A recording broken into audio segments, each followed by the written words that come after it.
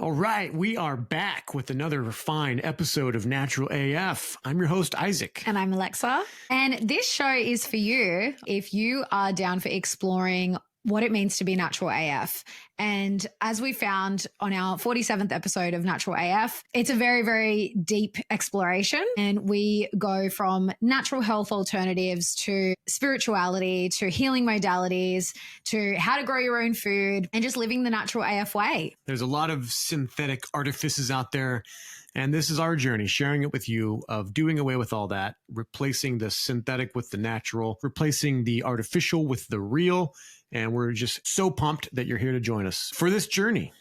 Yeah, so this episode is, if you had told me I was going to do a whole 3-hour podcast episode on the Bible, even a year ago, I would have been like, nah. She would have been like, no way. Nerd. Nah, yeah, I would have been like, nah, we're not doing that.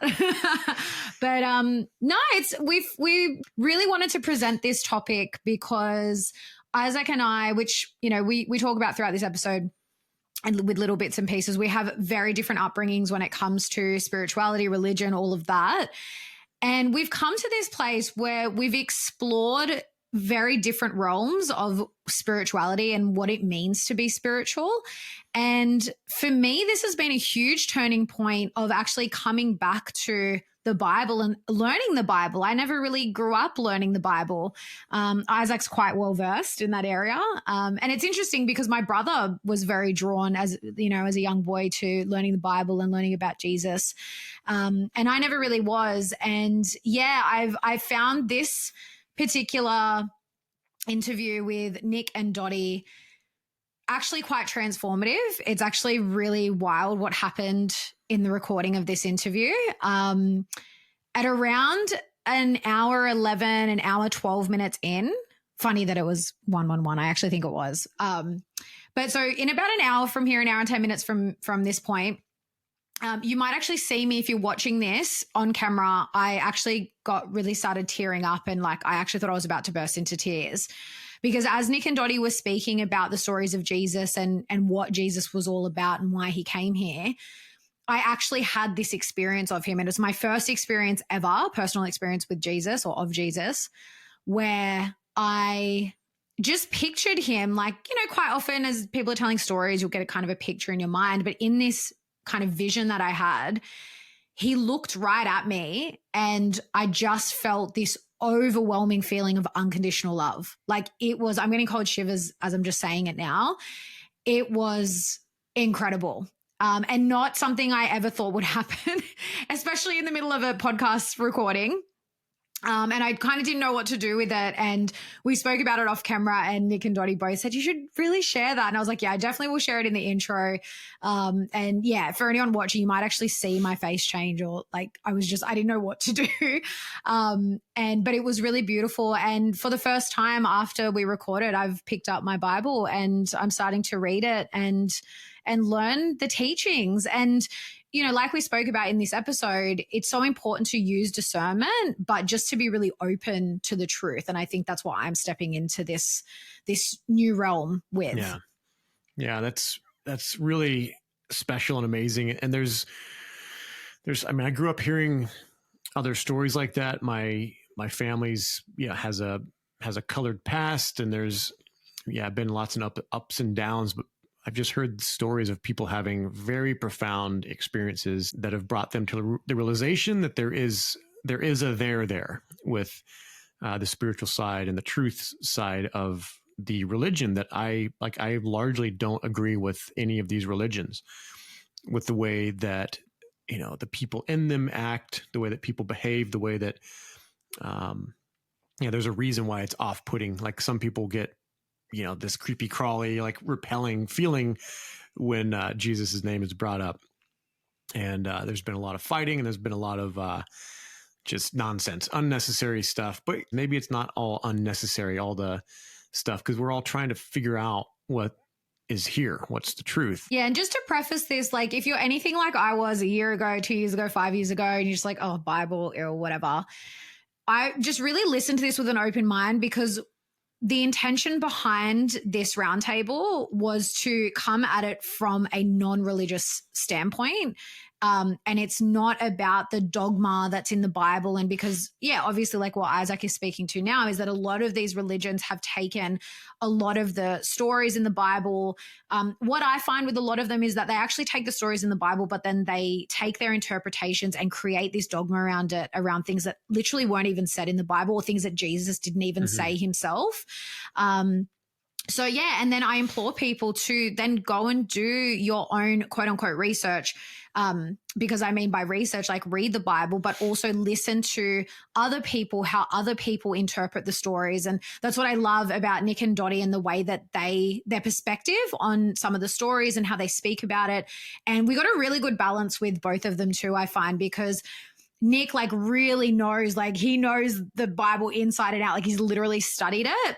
And so does Dotti, but Dottie's in a different, she's a little more abstract. And I love Dotti's message always comes back to like, we all have access to this. We all have access to God and we can experience God. And I think that, learning the stories in the Bible and really looking at what Jesus came here to do. I've kind of I'm only just starting to figure this stuff out. I really feel that Jesus was sent here to show us what's possible and how powerful we truly are. And I think we're only just starting to unravel that now in this current time period that we're in. Yeah. I hope you're open to exploring this topic with us. We're trying to explore this from a just open, honest standpoint. If you look at the entire Western civilization, it was shaped in a large part around these ideas. And so we're cracking into what's really there. What is our place in this world going to be going forward? Because we're here, we're focused on building the new, growing our families, growing our communities, growing a business, all of that on a firm foundation of truth. Everything's been covered over in some form of lie in almost every direction for most of your lives. If you really go back down to it, there's a lot of deception going on. So there's so much gravy in this episode, guys. Like, buckle up. Yeah. Buckle up. And for anyone that doesn't know Nick and Dotti already, if you're regular listeners to this show, you will be familiar with them. We had Nick Patterson on very recently on episode 43, and we had Dotti on a little while ago on episode 32, where we actually explored, that episode is called Religion versus Spirituality. So we kind of, it was a bit of an introduction to sort of this. We went a lot deeper in this roundtable, but we did speak about this with Dotti in that episode. So if you haven't listened to them, highly recommend going back. Nick's got an amazing story and he shares a little bit of his wisdom there as well. But we really go deep into this one. And both Nick and Dotti are going to be speaking at the Living Free Festival this year in August. We're both going to be attending. Isaac's going to be emceeing. I'm presenting a workshop. We're going to have our natural art form stall there. It's going to be an amazing weekend. So if you'd like to come along, you can get discounted tickets using our code NaturalAF. The links will be in the show notes. Head to our link tree and there'll be a link to the site with our discount code. And in the States, Refresh deodorant is live for the first time since the Bear Fest, the second Bear Fest that I went to. It was called Wonder Down Under then, remember? Yeah, it was Wonder Down Under. I've gone over the formula and refined it since then. We've got 2 cents Refresh Calm, which is lavender, hoe wood, or rosewood, and lemongrass. And that's a really nice, I think it's kind of a unisex. It's not too flowery. It's a bit brighter. Beautiful scent combo, that one. Really, really effective natural underarm deodorant that's antioxidant rich, magnesium rich, no bicarb. And the other scent is Forest, which is cedarwood, black spruce, a little bit of turpentine to help keep that underarm fresh and benefit the lymphatic system, keep it clean, and a little turmeric oil in there now. So really, really beneficial for your health, not just non-poisoning. So for the Americans out there, of course, we have an amazing introductory offer so that you can try out both scents. Killer deal. Buy one, get one 50% off. Throw it in your gym bag, keep it in your car, go camping. It goes great with an active, healthy lifestyle that we know all of you value. Everyone's telling us it's the best natural deodorant they've ever used. It's innovative. It's new. No one else is doing it like us. When you buy one, you'll get the second one at 50% off using the code LAUNCH50 at checkout. But this is only available to the first 50 customers. And that's the first 50 customers worldwide, whether you're in the US, Australia, anywhere else in the world. But there is a limited amount. So head to naturalartform.com where you can nab that. And if you haven't already, join our mailing list. That's where we always drop our latest updates, our new launches. You'll get them there first.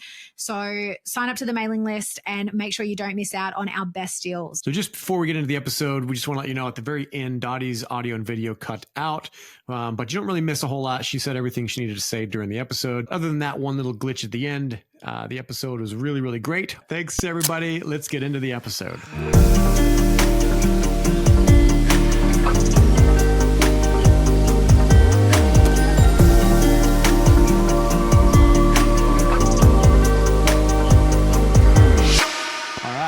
Welcome back to the show, Nick and Dotti. It's been not too long since we've had both of y'all on, but we're excited for this first roundtable with you two.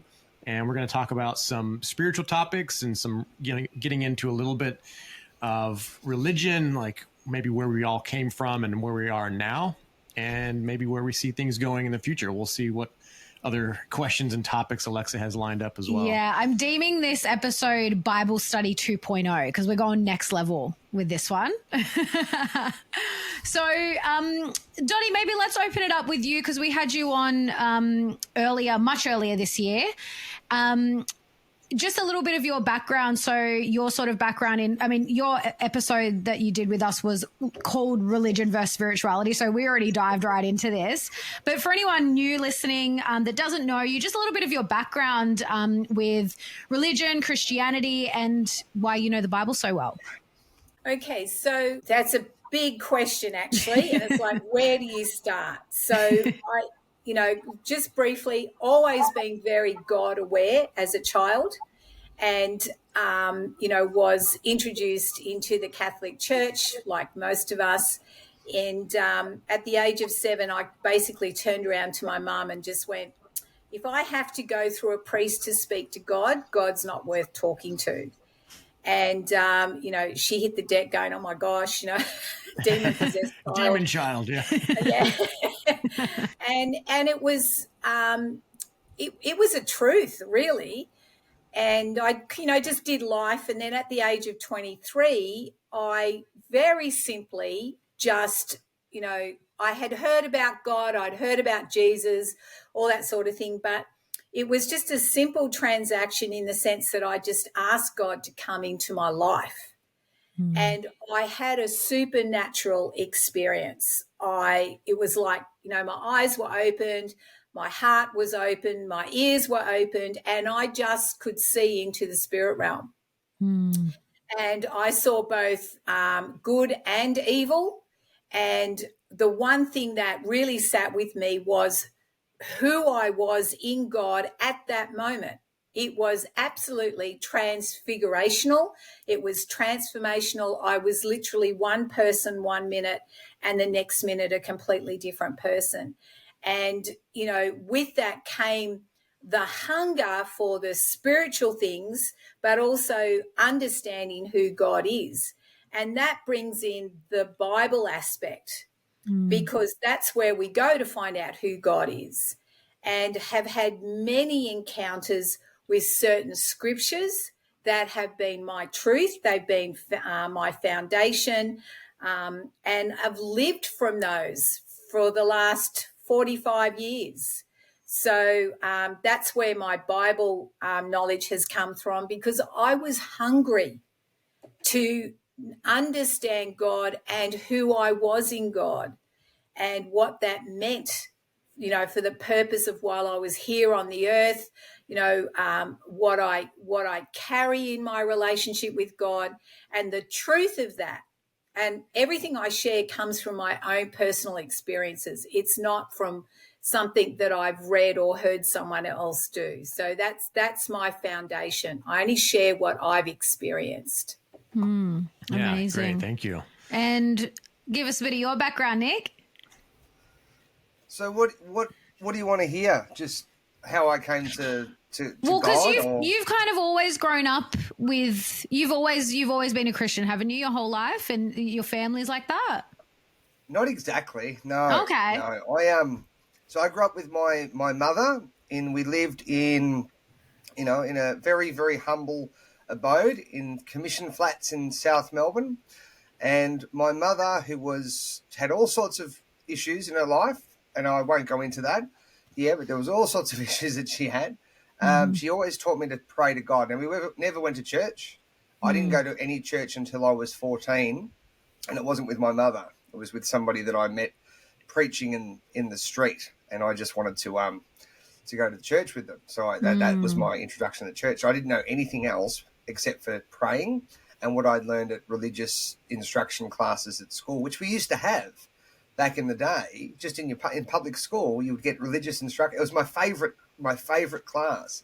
Now they don't have those in the public schools anymore, which is really, really sad. And I'm grateful that I was able to to get a bit of an understanding of who God was, at least a base level understanding. But anyway, my mother always taught me to pray as early as I can remember, so I just did. And I think that was the beginning of my walk. But it wasn't until I was about 17 that I was trying to really focus on God. I was thinking about the things that I knew about God. I didn't have a great knowledge of the Bible. And every time I'd sit down in my room to think about God, to think about Jesus, because I'd be thinking about Jesus, what he did, why he did it, what we'd call, from the biblical perspective, meditating on the word, right? Mm-hmm. So you think about those concepts and you ponder them, you think about them in your head. And I kept having these destructive thoughts jump into my mind again and again and again. So I had a prayer about it, and I asked God to help me to have clear thoughts about Jesus.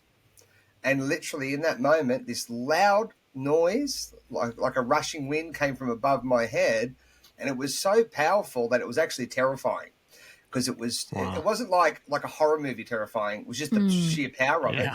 And because I was sitting on my bed and I wasn't asleep, I was wide awake, and I had this prayer: please help me to be able to concentrate on Jesus and have clear thoughts.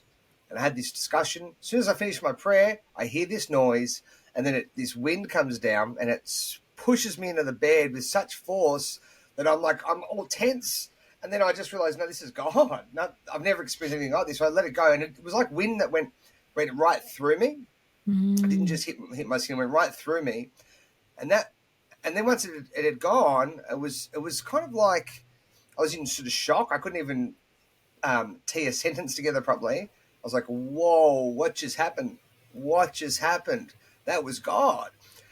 And because I'd prayed about Jesus specifically, that's how I knew, this is it. Now, I already believed in Jesus. I already believed in the Bible.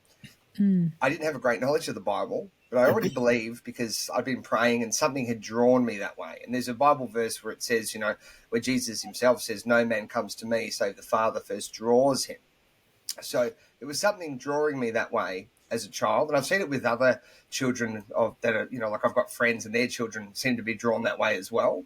And like the mums and dads are like, we don't know where he's getting this or she's getting this, because we're not teaching them this stuff. But the point is, I from that point onward, it wasn't a belief anymore. It was like, I know, like God's like right there.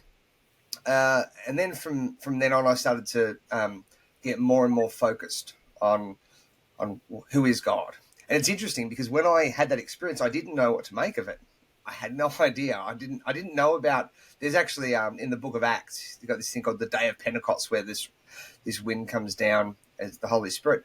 I hadn't even read that in the Bible yet. So I rang up a friend and he told me about that. And I said, that just happened to me. But it was a bit different because it seemed to be more mild, and they had some other things happen in that interaction. But when it happened to me, it was just this real big shock, almost like a punch. And it was overwhelming.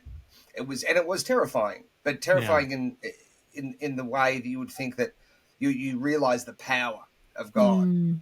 So straight away, my faith level went right up. I'm like, God's right there. I just had a prayer, and literally, He came with power.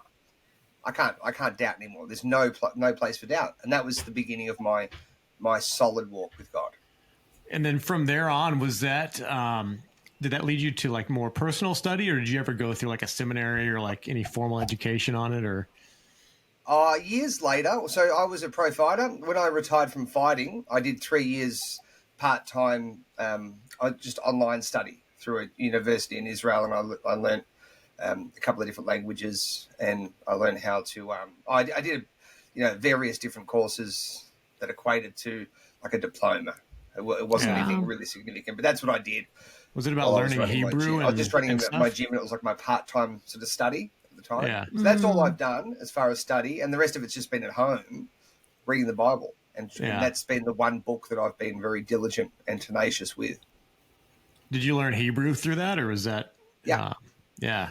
Interesting. I wonder if that's the same program that I started learning it, because I have a thing for languages. I like learning languages. And I was like, I learned Hebrew or some company like that in Israel. No, it wasn't that one. It wasn't. There's a whole bunch of them. Yeah. It was the Israeli Institute of Biblical Studies. Okay. Interesting. And also for anyone listening that hasn't listened to our previous episode with Dotti also held pastoral positions in certain churches as well. And Nick, I know that you kind of are in leadership roles now too with teaching people this stuff. So I think that's important to note.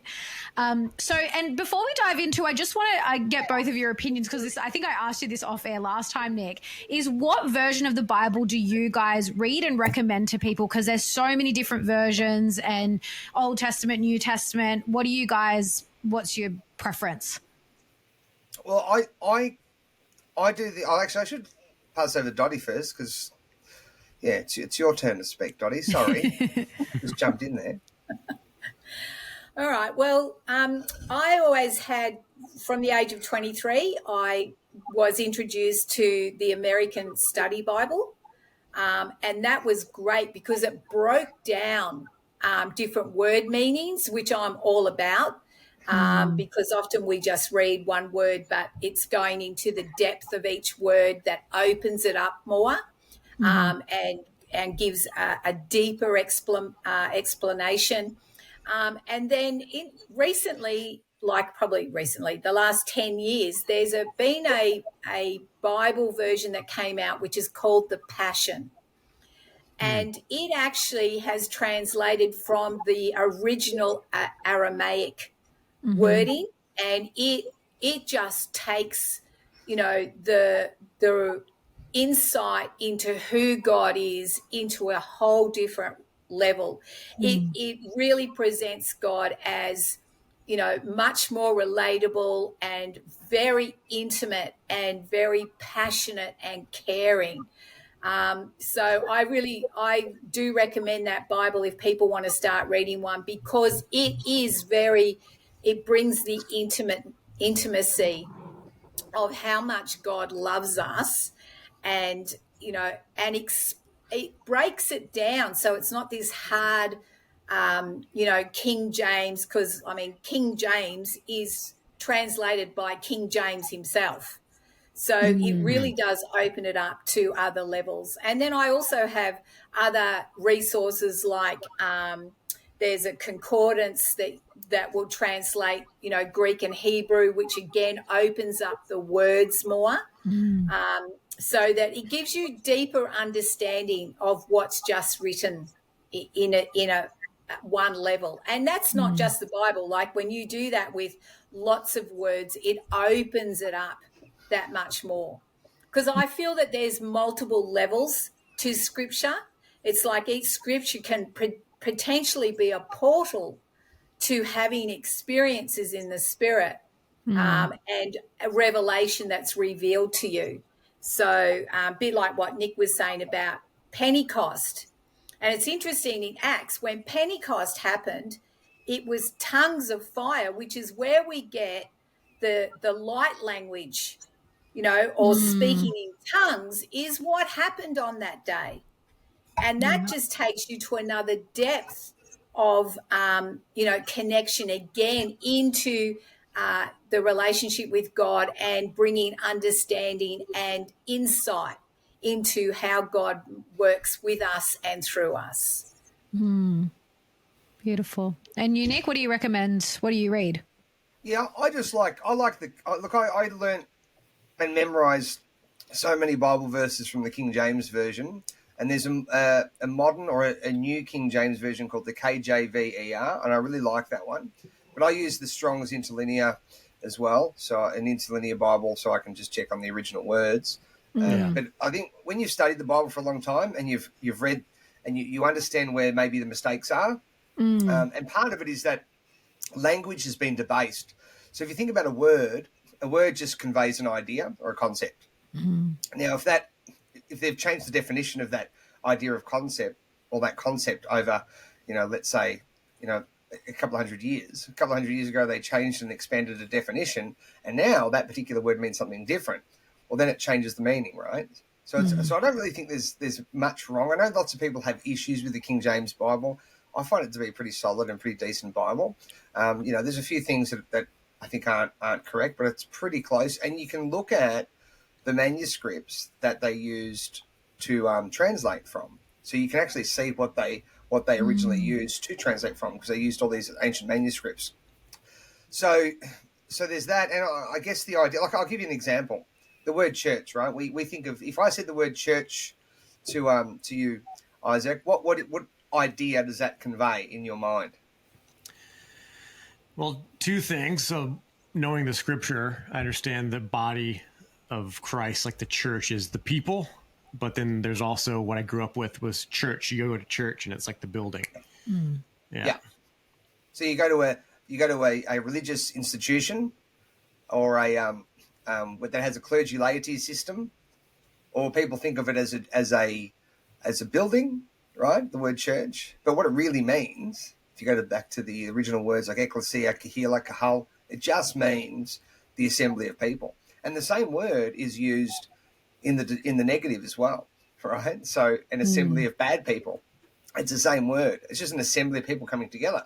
So that's what church really means. But then they've debased the meanings of these words. And now when we like, people would read the Bible, especially like an older translation, they're going to read that word church, and the context in their mind is going to be something to the effect of the religious institution, where you have the priests and all these, but it's not really that. It's not really that. What it is, it's the community of people, real people who are God's people. And truly there is only one church, and a lot of the people that are part of that church aren't even in the churches, the official churches today. So that's the point. Like, well, if we understand the original language, we can understand the concepts, and it's worth putting some effort in there with the Bible, because if you want to have a strong foundation, you want to be built on that rock, that solid, firm foundation. You've got to be built on the truth, and that's what the Bible presents. It's solid truth, and it's directly from God. So I guess that's what I think of when I think of reading the Bible. Not so much about which version I think about. Like, I think there's going to be a good version, but I think it's more about understanding what those original words were and the concepts, because we're reading something that was originally written thousands of years ago. So language has changed, morphed. It's been translated through different languages. But we have some great Bibles now, and there's really good Bible apps. I use the eSword app, where you can download pretty much any Bible, and you can have it on the app. Oh, wow. And then you can look up the interlinear, so you can just look up whatever what the original words were, and you can just look up a particular word and just see every place where that word's cited in the Bible. So it's a really amazing way to get an understanding of the depth of the Bible without having to spend, your whole life in a monastery somewhere to try and understand those deeper layers. Yeah. And I think, you both make such good points, because I think that's a big, what I see as the biggest issue with the Bible is, apart from all of there's been a lot of manipulation. There's so many different versions of the Bible. I wish I actually got the numbers on that, but there's like so many different versions of the Bible and so many different branches of Christian religion. And I think that's where things kind of tend to get a bit warped and a bit misconstrued. And then, of course, we've had books that have been taken out. I still always say we still don't know what else has been taken out that we're not aware of. I know the book of Enoch is one that's sort of resurfaced. Enoch, Jasher, Jubilees. Yeah. There's a First few of them. And second Maccabees as well. The Maccabees. There's so many. So that's why I always think, well, what else has been taken out that we don't know about? But I think, understanding the language. And that's why I love actually both of your perspectives, and even Isaac's perspective, because he grew up within Christianity, but also he takes a look at all these other different perspectives. And I think that is so important. It's like, you can't just go to one thing and then that's it. It's all the truth in that. It's like getting all these different perspectives. Well, I've got a couple of so I want to get into some some interesting questions. But first, I want to just, for the listener, the reason we're talking about this, like, I'm not, super Bible guy. I used to be very I used to actually wear like a big cross. And like when I was like 7 years old, I would read the Bible at school and just loved it and just had this passion for it. But I've always been a bit off road. I read things and I would pray and talk to God because it was real. And I've definitely gone down a rough road. Like, I've made plenty of mistakes. I'm not I'm not like a very like straight edge kind of person, like coming from where all the mistakes I made. But I know there's truth and there's power in it. And the truth about what this realm is, who we are in it, that's exactly tied into this whole show, Natural AF. What is this place really? What is the underlying basis for truth and morality? Because that governs how we treat each other and how we set up rules as a society. And it's always governed that. That's part of why government is called government. And I believe now we actually need government, which is governing the mind. We need a system of rules and orders for people to have boundaries, because the erosion of boundaries is where we're at now, where we're starting to get all the trans stuff, and they're doing things to kids that are, unacceptable. And part of the population is in support of that, or doesn't care, or has no boundaries, no ability to say, no, this is a line, no further. And the Christianity that I knew has some glaring faults, some flaws. And part of it's being eroded away with this kind of new wave, like new age spirituality meshed with Christianity. So I'm trying to find that footing. Like, what is the actual bedrock here, in spite of the flaws of the Catholic Church, of the church that I grew up with, and all the scandals and with pastors and all this stuff. Where do we actually find that truth? How do we get to that? And what is a distraction, and there's so much here we could go into for like weeks and weeks and weeks. We could study this, but I have like a couple of hardball questions where I'm like, people I've asked haven't really been able to answer it. So I'm just curious, for example, how do we know who wrote the New Testament, and why is Paul, who I don't fully trust, I like a lot of the stuff he wrote, why did he write most of the New Testament when you don't hear much from Peter? You've got one or two books from John. Like, where are all the other apostles, and how do we know who wrote some of these? Because I've heard like Matthew, Mark, Luke, and John weren't actually written by Matthew, Mark, Luke, well, except for Luke, who was an acolyte of Paul. But if that's clear as mud, take a shot. Whatever popped out to you is something you want to respond to. Here you go, Dotti. Oh my gosh, what a can of worms you're going to open there. I was just going to say. That is just humongous. And not only that, it's like there's a lot of speculation that, is around that conversation as well. Mm-hmm. And look, for me, to be honest, at the end of the day, it's like it's more what you get out of it. It's like how it speaks to you, the truth that's being written in there.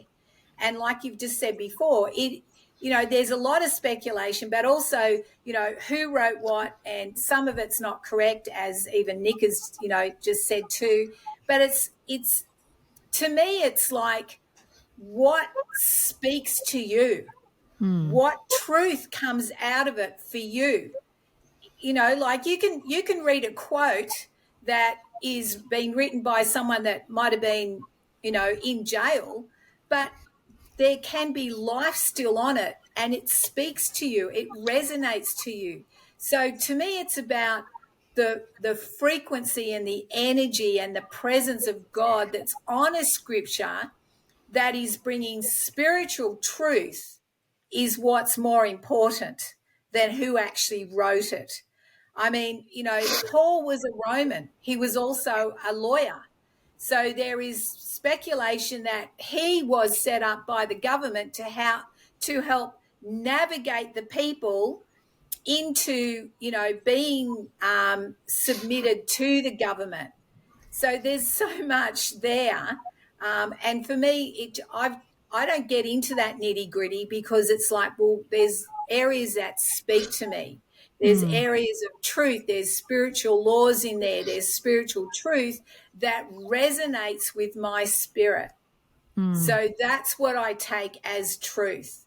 And there's definitely a lot in the Bible that is truth. But you've also got, different opinions. It's a bit like two kids can be brought up in one household and they both experience a similar event, but they both respond and react to it differently. And they see it differently.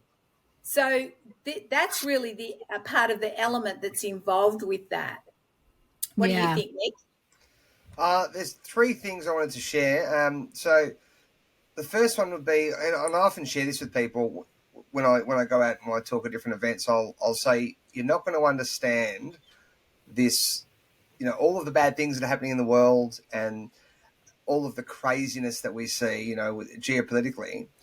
The only way to really make sense of it is to have a biblical worldview where you can see that there is a Satan and who really truly runs this world, and that there's God and there's a war between the two. Once you have that perspective, you can start to piece it together and understand why things are the way they are. The evidence of the Bible, I think the biggest, most obvious one is just Western civilization. Why did it flourish so much? Every Western country that was biblically sound, it prospered and it did really well because they were built on those principles.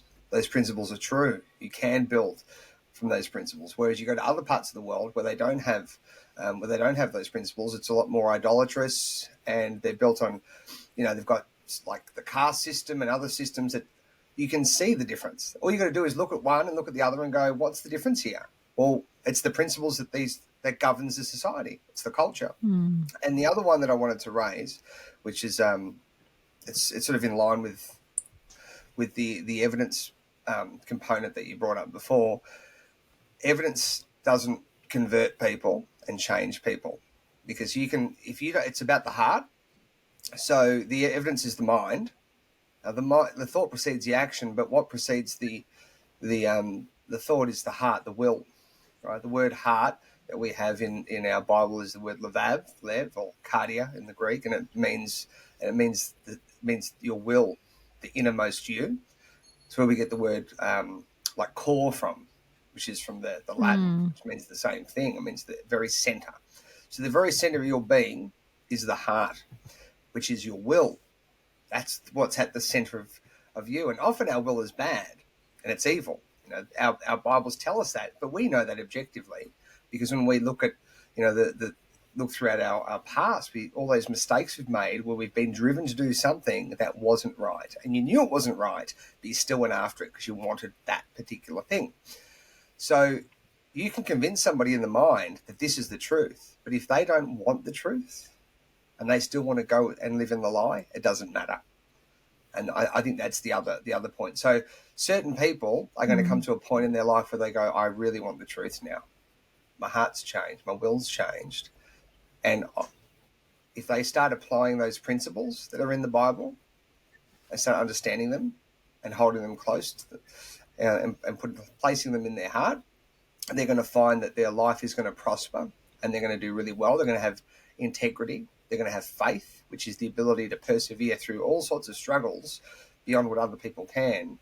And it's an understanding of those spiritual things that they can't even prove exist.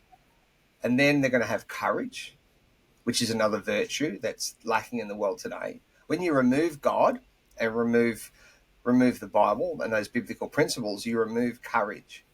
And we see that in our Western society now, which has been infiltrated by Marxism and propaganda, where they've done everything they can to remove God. What's happened to the courage of the people? Well, it's lacking. So if you just look at things from, like the bigger picture, and you see the forest for the trees, you can see when we were a more biblical people, we prospered, we were better, our marriages were stronger, our families were stronger, and we were potentially far more intelligent. And now we've removed a lot of that from our culture and our society, and we can see the opposite occurring. Yeah, and it's interesting actually because yeah, like what just as you were speaking about that, Nick, what came to mind was like a perfect example is what happened during COVID. Like you could show people the statistics and more people died from the flu in 2019 than from COVID in 2020 and 2021. And you show them, give them all the numbers and all the evidence and they're still wearing masks. They go and get their vaccine. Wanted to go to the pub. Yeah, the exactly. On the pub.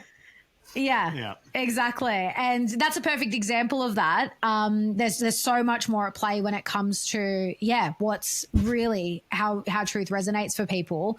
But also that, I agree that like I've never had any interest in, and actually funny because of what you said, Dotti, too, like my brother and I raised in the same household, been raised in the same way. He was very much that kid that he just had this interest in. I think he just came to my mum one day and said, "Mum, I want to read the Bible," when he was a little boy.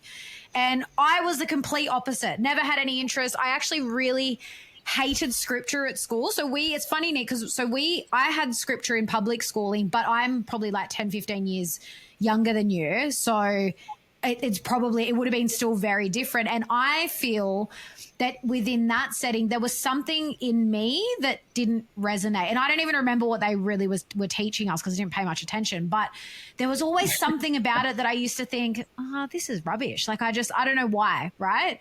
But very young, so it was very intuitive. But now, like what you just said, Nick, about how you can see, like you get the worldview that I think is reflected in the Bible, I think is so important because after the last 5 years, now I'm like, I actually really want to read the Bible, like, because I know that there are so many truths in there. So much has come out in the last few years that it's like, it's reflected in these stories that were written thousands of years ago. So yeah, I agree with you there. I think it can definitely bring a much deeper understanding of the world. And even that whole, the good versus evil thing, it definitely makes a lot of sense. Well, I can just share one experience I had, and it was a while ago. It was a friend of mine. He was a really good fighter. He was an American guy, but he came over here and he did a lot of coaching here, and he had a decent UFC career as well. But he's been sucked in to the Marxist propaganda machine, and he's complaining about how bad his country is and his culture is. And this was on social media, and I just said to him, mate, the reason you've had the opportunities you've had is because we still have remnants of our biblical history, because he was bagging out the Bible as well. And he was having a bit of an argument with me, but I was just explaining to him that so much of who he is biblical when he doesn't even realize. And then I started sharing quotes with him. I said, these are all Bible verses. The truth will set you free. And a leopard changes spots. Iron sharpens iron. That's one that's in all these are all Bible verses. The writings on the wall. Right, so we've got there's hundreds of them that are part of our common speech and how we think. So these ideas formulate how we think and the lenses that we wear, but people don't realize that it's biblical. It's something that they've received. They've been given an amazing view on the world, but they don't attribute it to anything biblical. They're actually against everything that's biblical, all of these people, because they've been taught to think that way. But the reality is, if they looked at it properly and were honest, they'd realize so much of what they are is a result of them holding to those principles and those values that they didn't even know came from the Bible in the first place. Yeah, very interesting. Actually, and it's funny, I'll preface this, I'll say this now to preface the conversation because we're going to talk a lot about Jesus in this conversation. And I again was very skeptical from even a very young child. And for a lot of my life, actually a lot of my adult life, I didn't believe that Jesus really existed because, again, I didn't have a strong, like in my upbringing, I didn't have that strong connection to Christianity. And then as I started to learn more of these, some of these different teachings that, it's all allegory and the stories of Jesus, so they can be, mapped to like, astrological and the stars and all these different things. I was like, nah, I don't think he really existed. But then I started noticing a lot more in the last, definitely in the last 5 years, that within film and TV and, just the modern culture, there is a concerted effort to to implant into people's minds that Jesus didn't exist. And that's when I clocked on where I was like, nah, they're putting too much effort into, oh yeah, Jesus didn't really exist or whatever. So there's got to be truth in that. And even when I met you, I think I was always like, oh, I'm a bit on the fence. I don't know. I lean more towards that he didn't exist. And now I'm the complete opposite.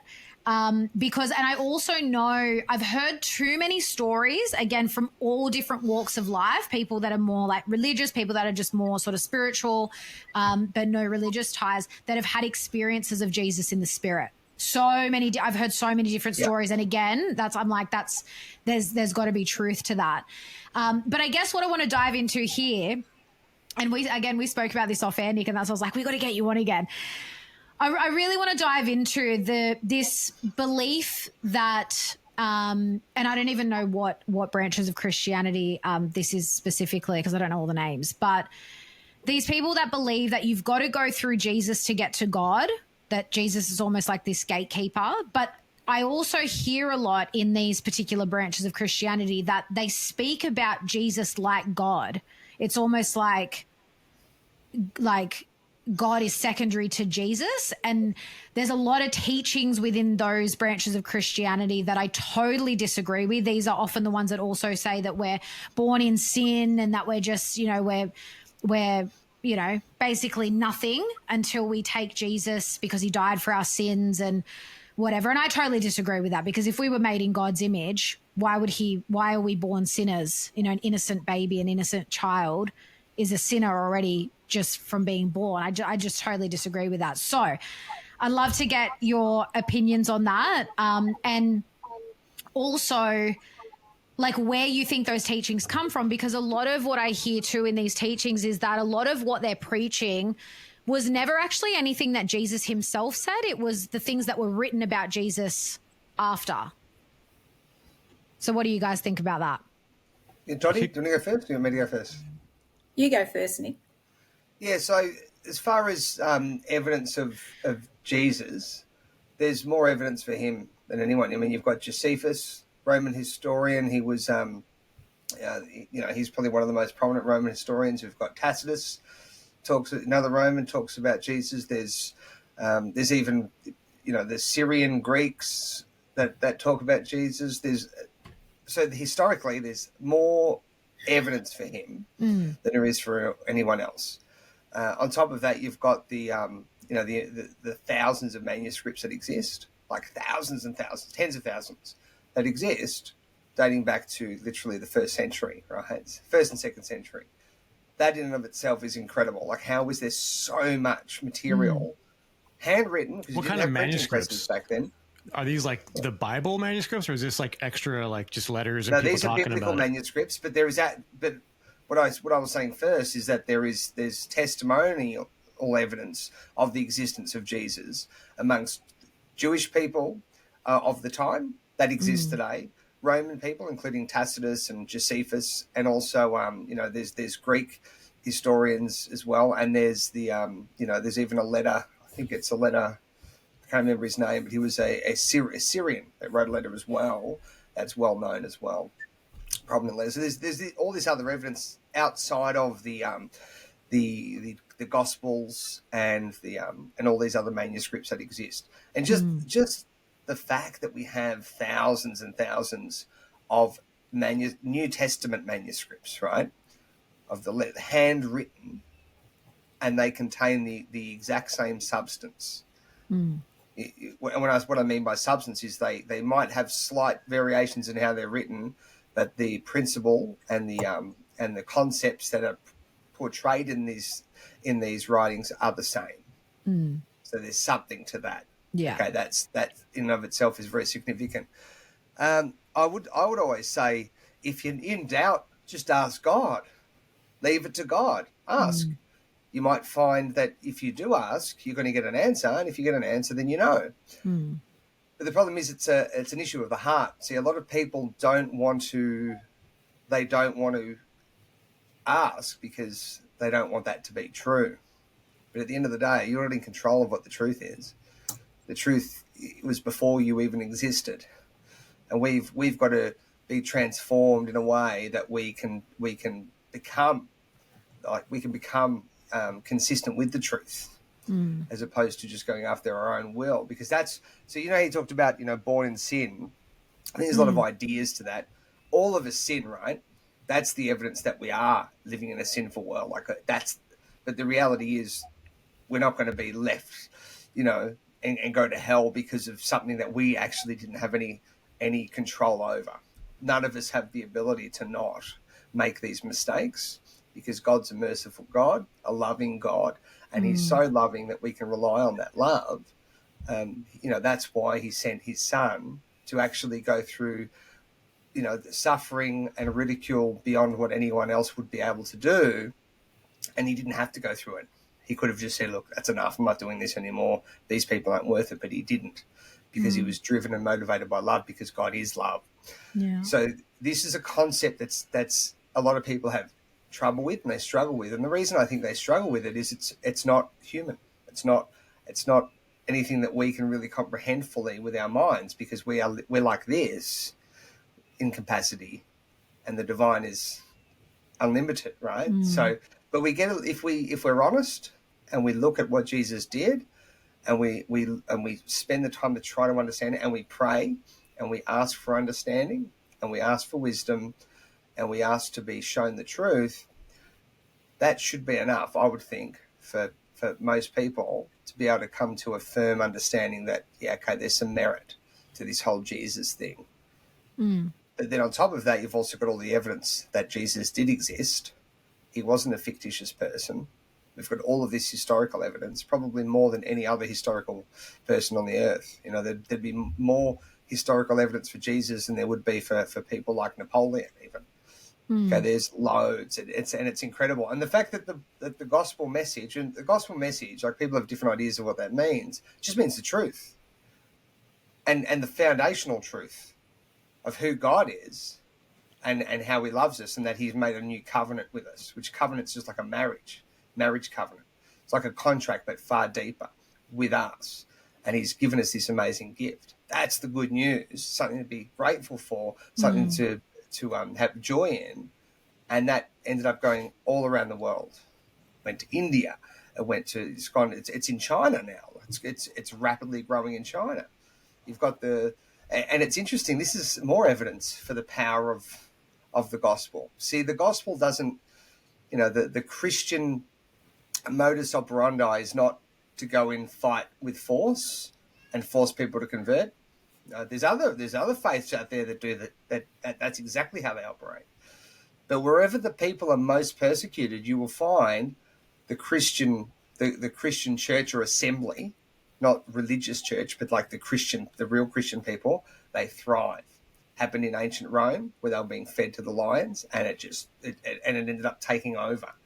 So the fear and the torment and the horror of the evil of this world was no match for the righteousness and love that comes from God. And then you look at places like North Korea, where they just kill you if you're a Christian, or you get put into a you and your whole family, 3-generation forced labor camp if you're found with the Bible.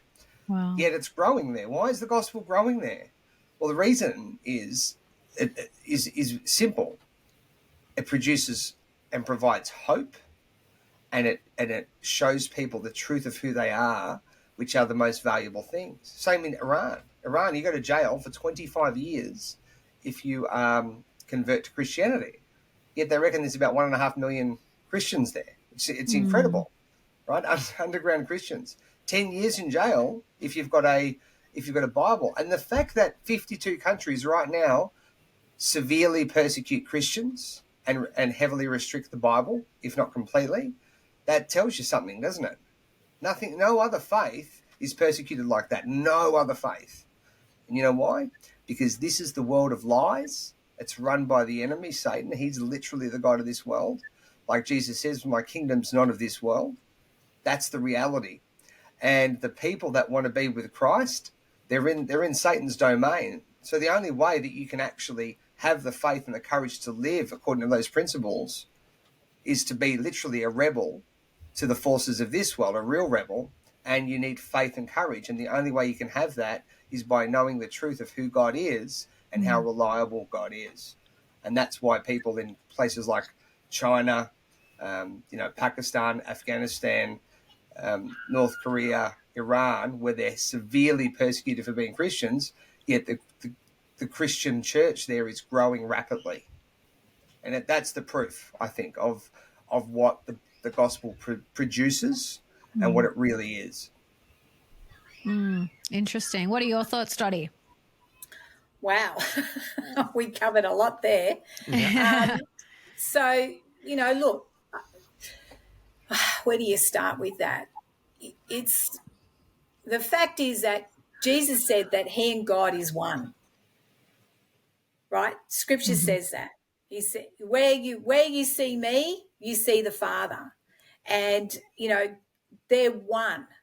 And part of, what Nick's talking about is that the reason that the people in those countries, they have found truth, but they also know who they are in God, not just who God is. And that's why they've got such strong standing, because they know that this world is just, we're here for a time, and death has no sting. And the reason that it has no sting is because what Jesus represents.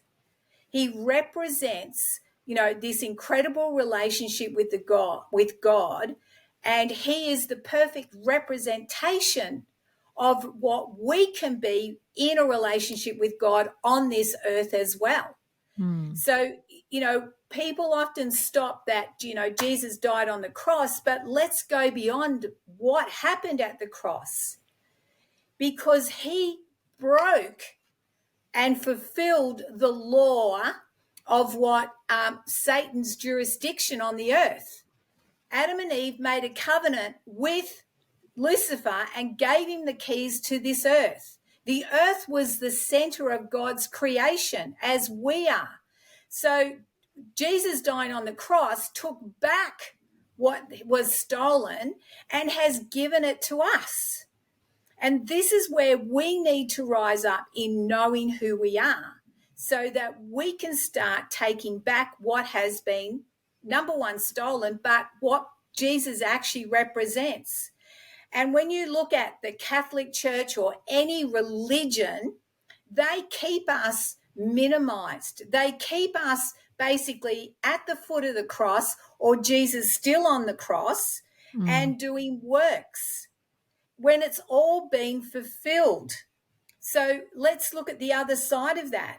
We can live limitless because of what Jesus did on the cross. We can live a life of abundance.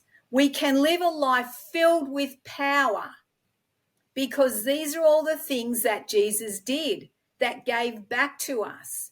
So, Jesus is incredible, and to have encounters with him is life-changing, absolutely life-changing.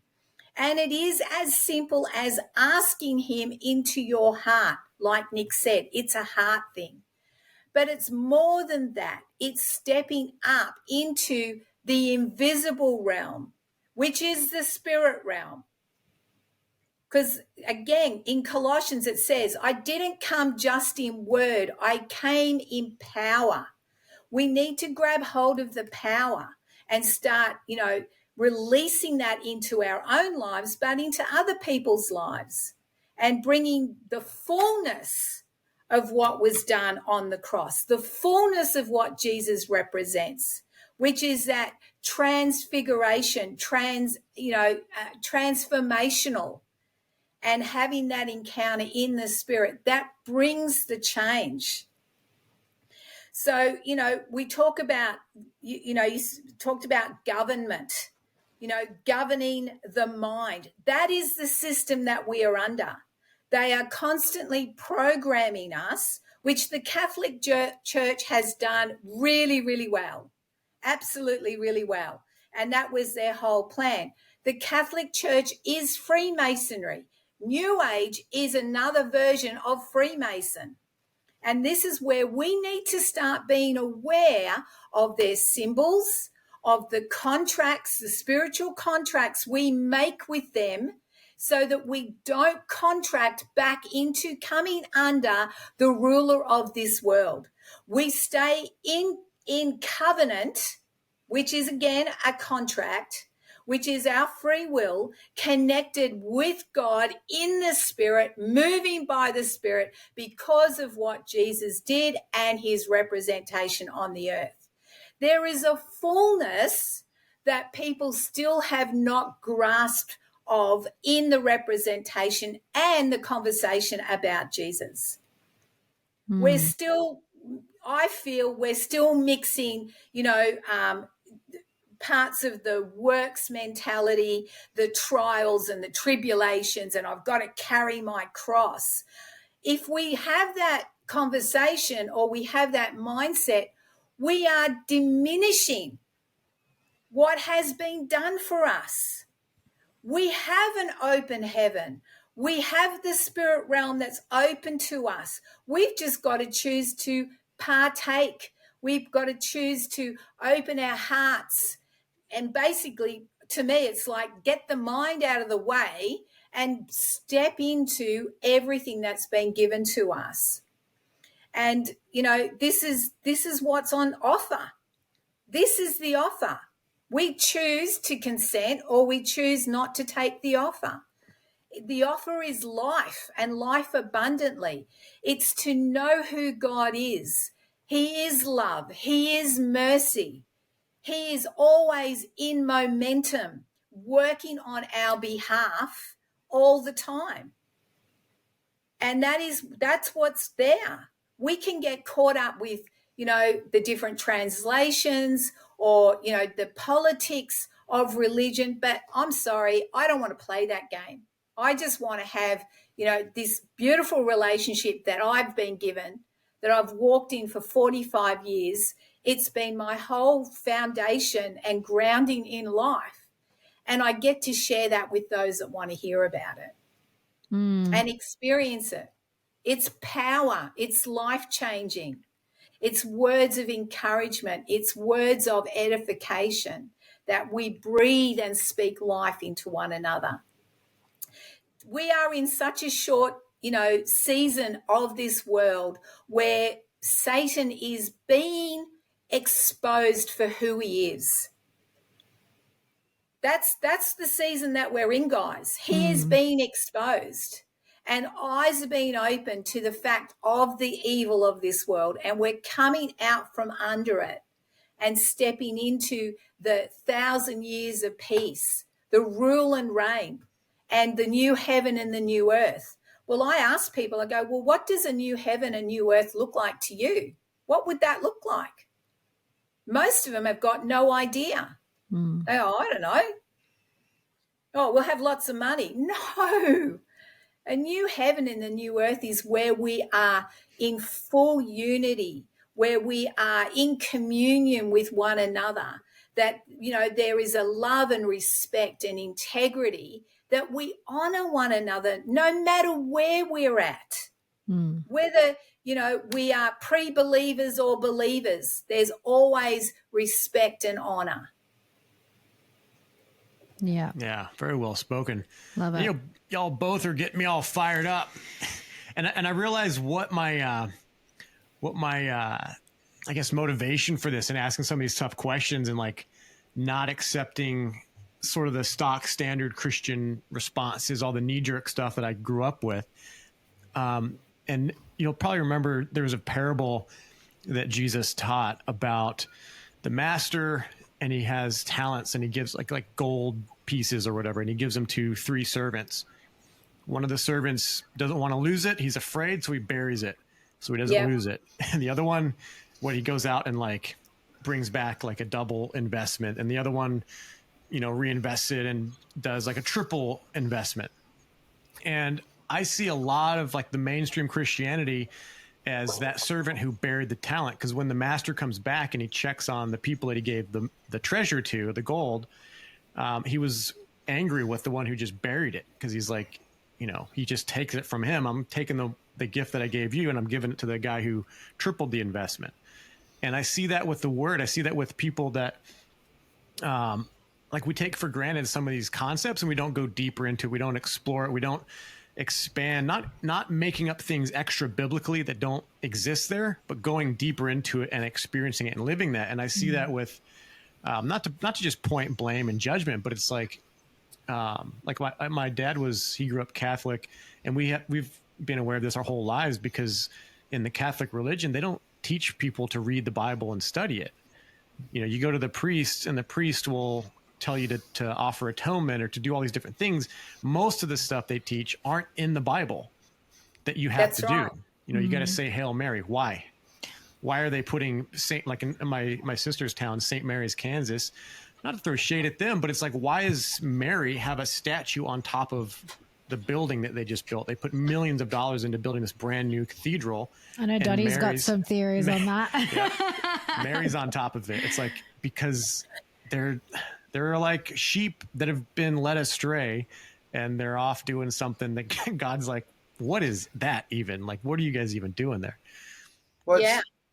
The fact of the matter is that we are actually under, the Queen of Heaven, or the Queen of Darkness, and you will find her statue in every city of the world, which she is part of the Catholic Church.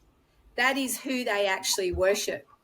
And the Hail Mary is written to honour her, to worship her. That's why we have the rosary bead, because it's all about the Virgin Mary. And they've actually exalted Mary. That's why you see Mary with the baby Jesus, because the Queen of Heaven is higher than Jesus. So this is all through their symbolisms. It's the sculptures, the pictures in all the Roman Catholic churches and basilicas are full of pagan idols that is worshipped. And this is what the lid is coming out of. And it's really exciting, because they're questions that I asked as a child. I go, why is the green man in the church? If you know who the green man is.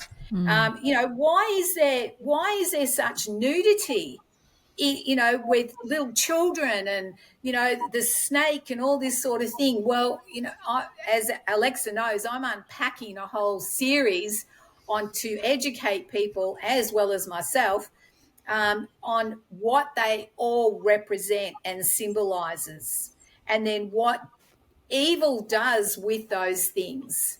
So it's a really good question. And they have churches, towns that are dedicated to the Queen of Heaven. Well, if you wanted to look at Revelation 18, it talks about coming out from Babylon. And that is coming out from underneath the influence of the Queen of Heaven, which is the Queen of Darkness, who is related and works for Lucifer. Once we start breaking all those contracts, we're going to see huge shifts over people's lives and the earth. Absolutely. It's interesting you said, you mentioned the parable of the talents. It's one of my favourites, because that's, for context, that's Matthew 25. So Matthew 24 is all about the end of the age and what they call like the tribulation period. And then there's a continuation. It's the same speech, and the parable of the talents, I believe, is there. I'm pretty sure that's one of them. Anyway, it might be another. I'm pretty sure it's there though. But the point is, the man that has the one talent, he buries it in the earth because he's scared. Right now, we know the biblical teaching all through the Bible on fear is to not fear. Right, that's one of the main messages, not to fear. Now, is that a good message? Well, yeah, it is a good message, because fear destroys your capacity and your ability. But you see the other people that did something with their talents, they obviously were the opposite, and they had faith. Now, we're saved by grace through faith, right? So faith is the belief and understanding and assurance that God's character and God's person will give you the power to prevail. And when you understand that the talents that they're talking about are spiritual things, God gives us spiritual things, not physical things, right? It's spiritual things. Like some people have courage, some people have intellect, some people have the ability to break down things, some people have incredible confidence. And, you know, they have a number of these different characteristics. I always had a very strong sense of justice. And I know as a child, I remember that sense of justice existed in me there. I still have it now. It hasn't changed. It's just become probably more refined. But it takes faith to apply those principles in a world that's against it. So the world is against righteousness in any form. Okay, that's what this world is. It's evil. Now, and I know people might have issue with me saying that, but the world is evil, right? You just got to look at it. It's evil. But there is good in the world because there's people that have all of us are born with a conscience. That's the light of God, which is in John chapter 1. It's the light that lights every man that comes into the world. So we've got this conscience, and I think that's what Israel truly means. He who wrestles with God and prevails. We wrestle with God. It's the light of God that's within us, and it's the external voices screaming and yelling at us. Only the people with faith will apply those gifts, those talents that come from God in a way that actually produces something good. Mm.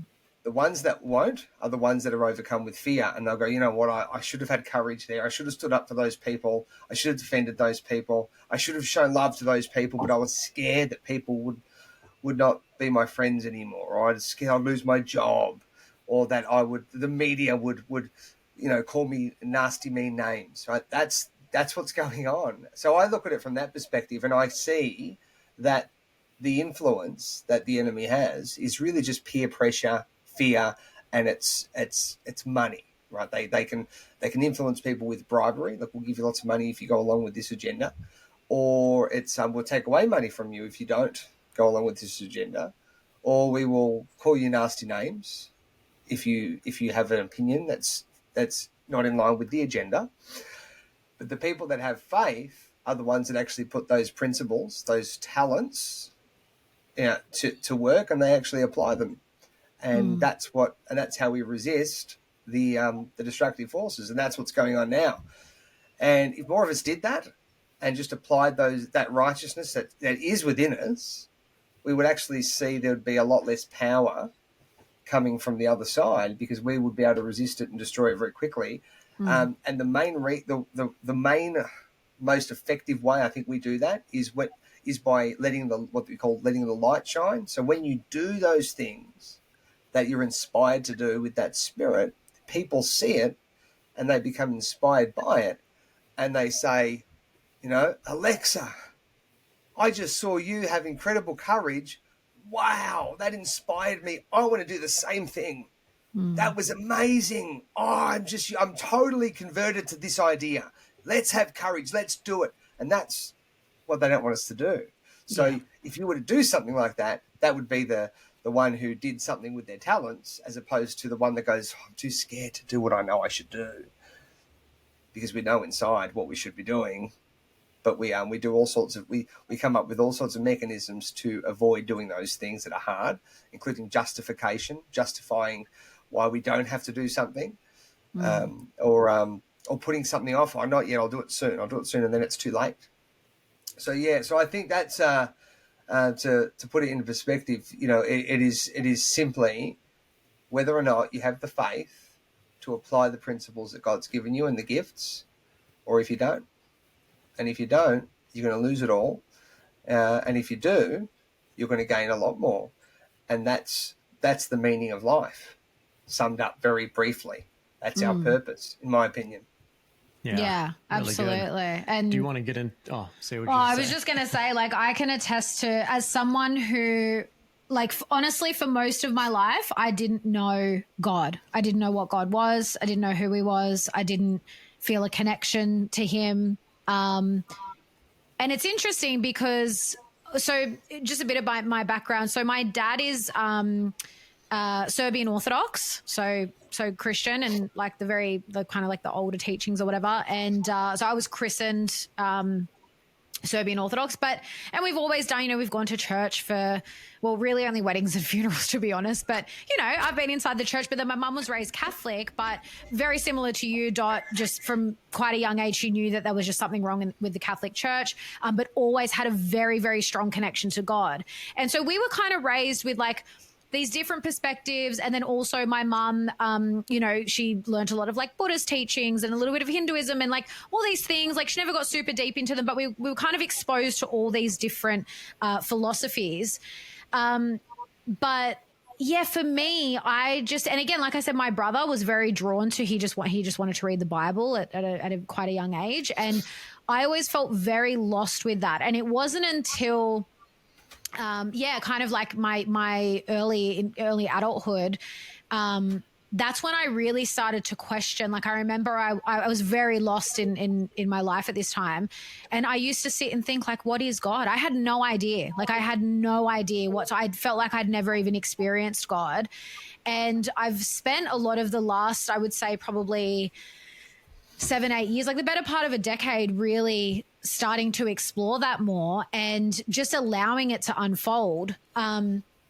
And now I'm at a point where I 100% know God. I feel God. I know who I am. That was a big part of it too. I didn't know who I was. I didn't know why I was put here. Like all those existential questions that quite a lot of people face. But I just wanted to, so going back to Jesus, because I want to ask this question because I've got a friend who's exploring this now, exploring Christianity.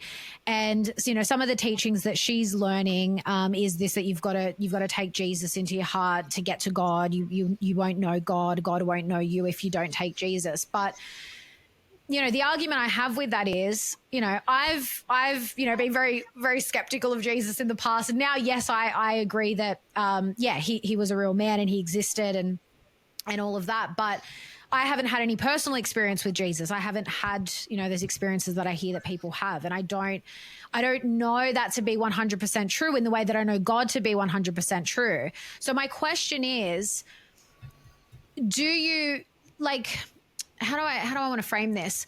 Like, let me give a hypothetical. So a child's been raised in a household, in a community, family, whatever, that, never spoke about Jesus, but they know God. They've taught, they know God. They communicate with God. They feel God. They live in honor and integrity and all of these things.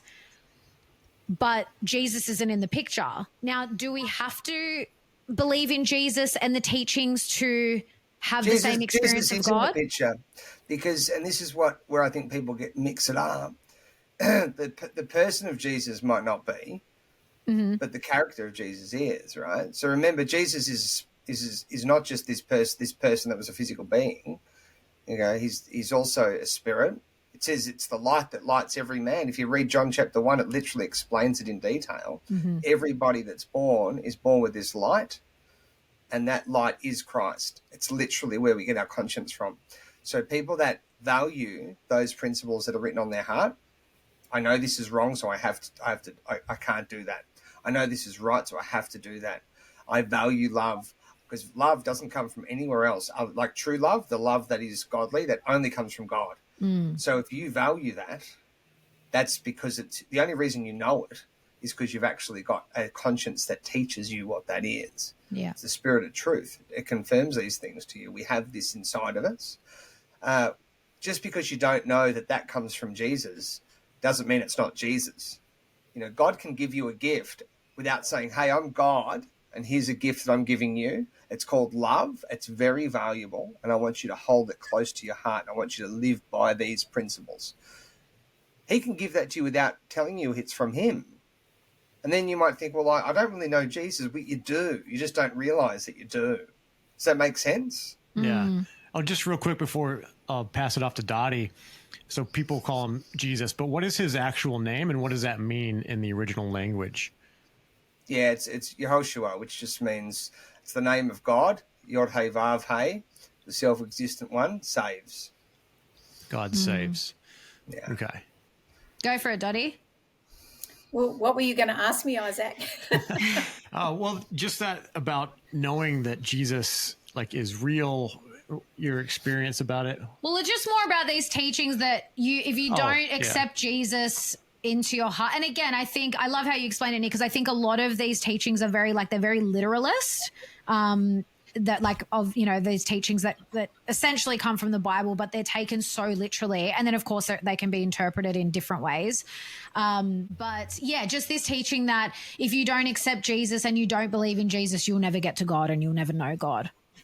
Okay, so let's look at the origin of that. The reason that that whole concept came out through particularly the Catholic Church, and then went into the evangelical and the Pentecostal movement, is that it is to me, it is like a form of control.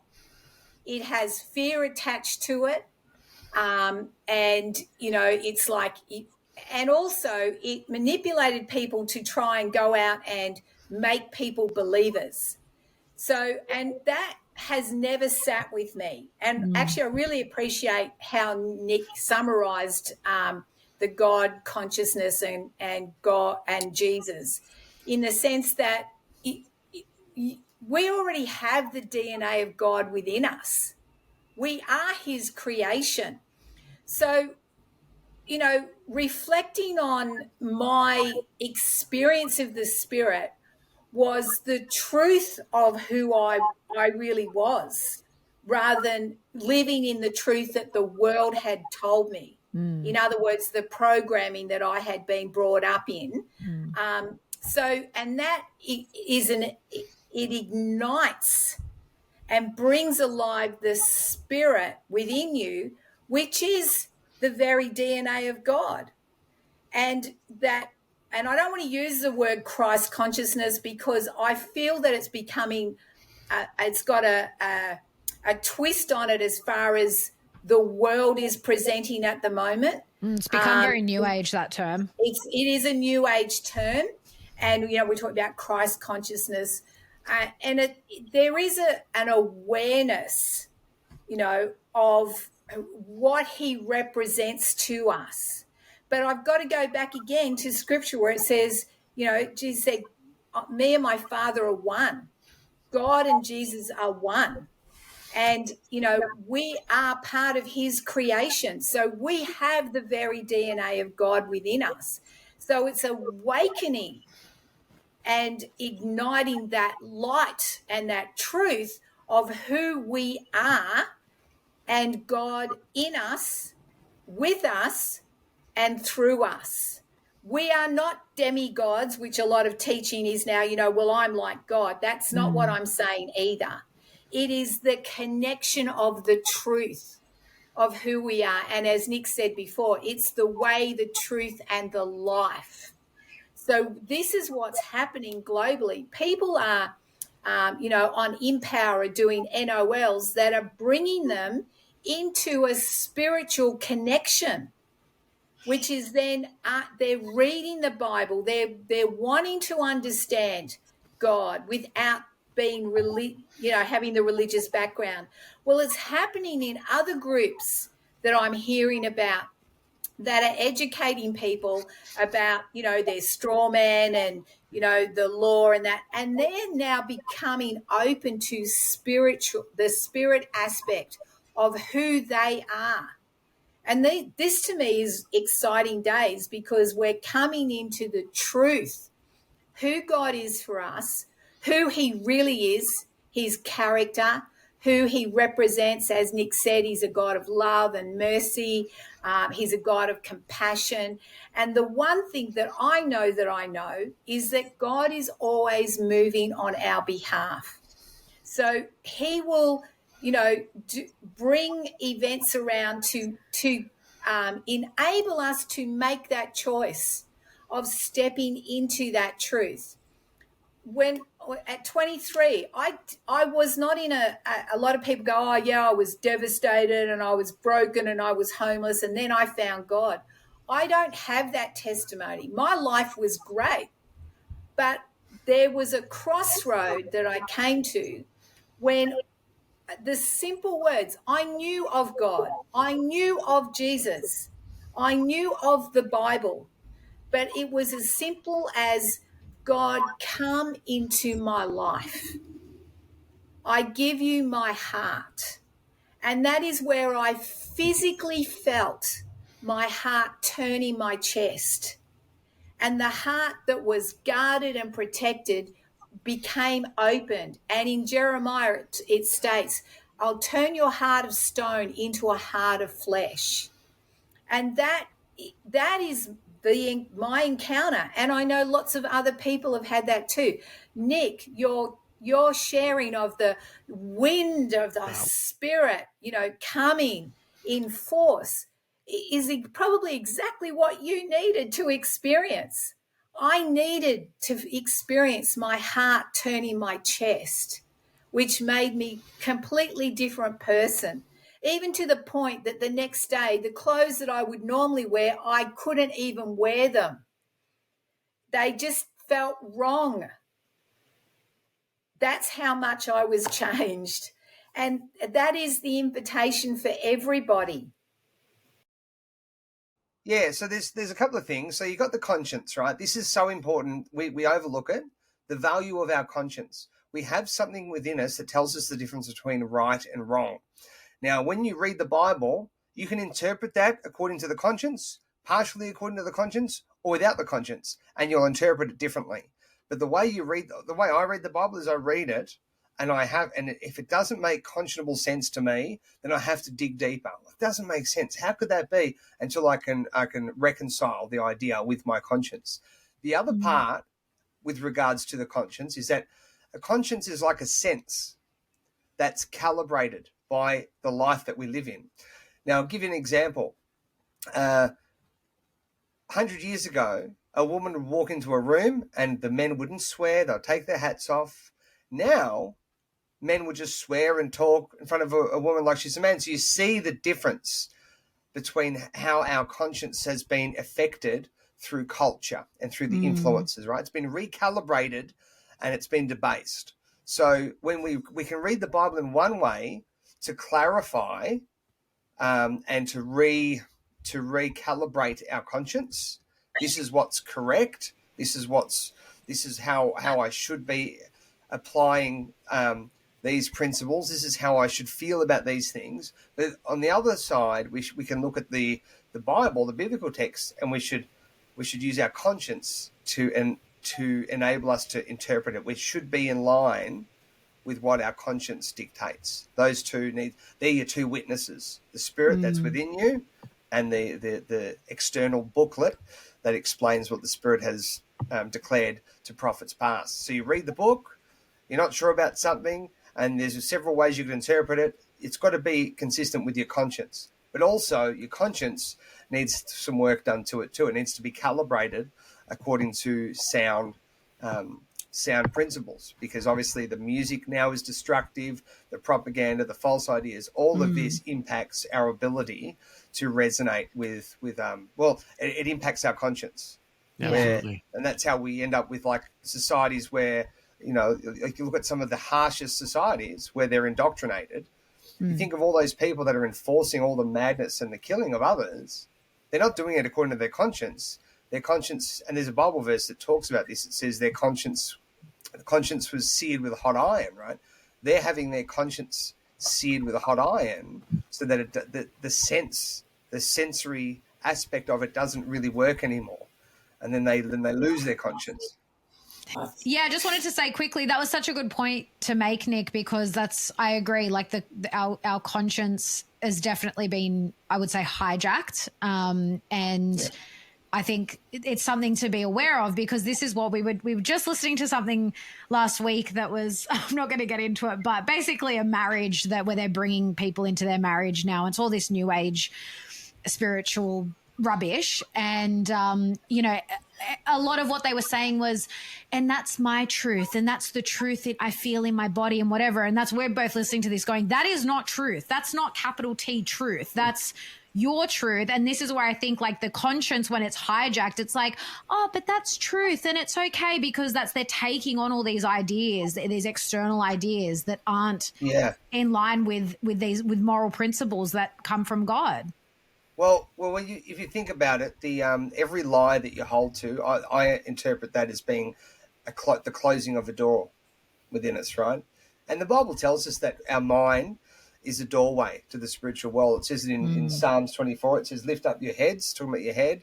"O ye gates," calls it a gate. "Be ye lifted up, ye everlasting doors," calls it everlasting doors. "And the King of glory shall come in." And then it explains the King of glory is God. And then we know from other scriptures that God is a spirit.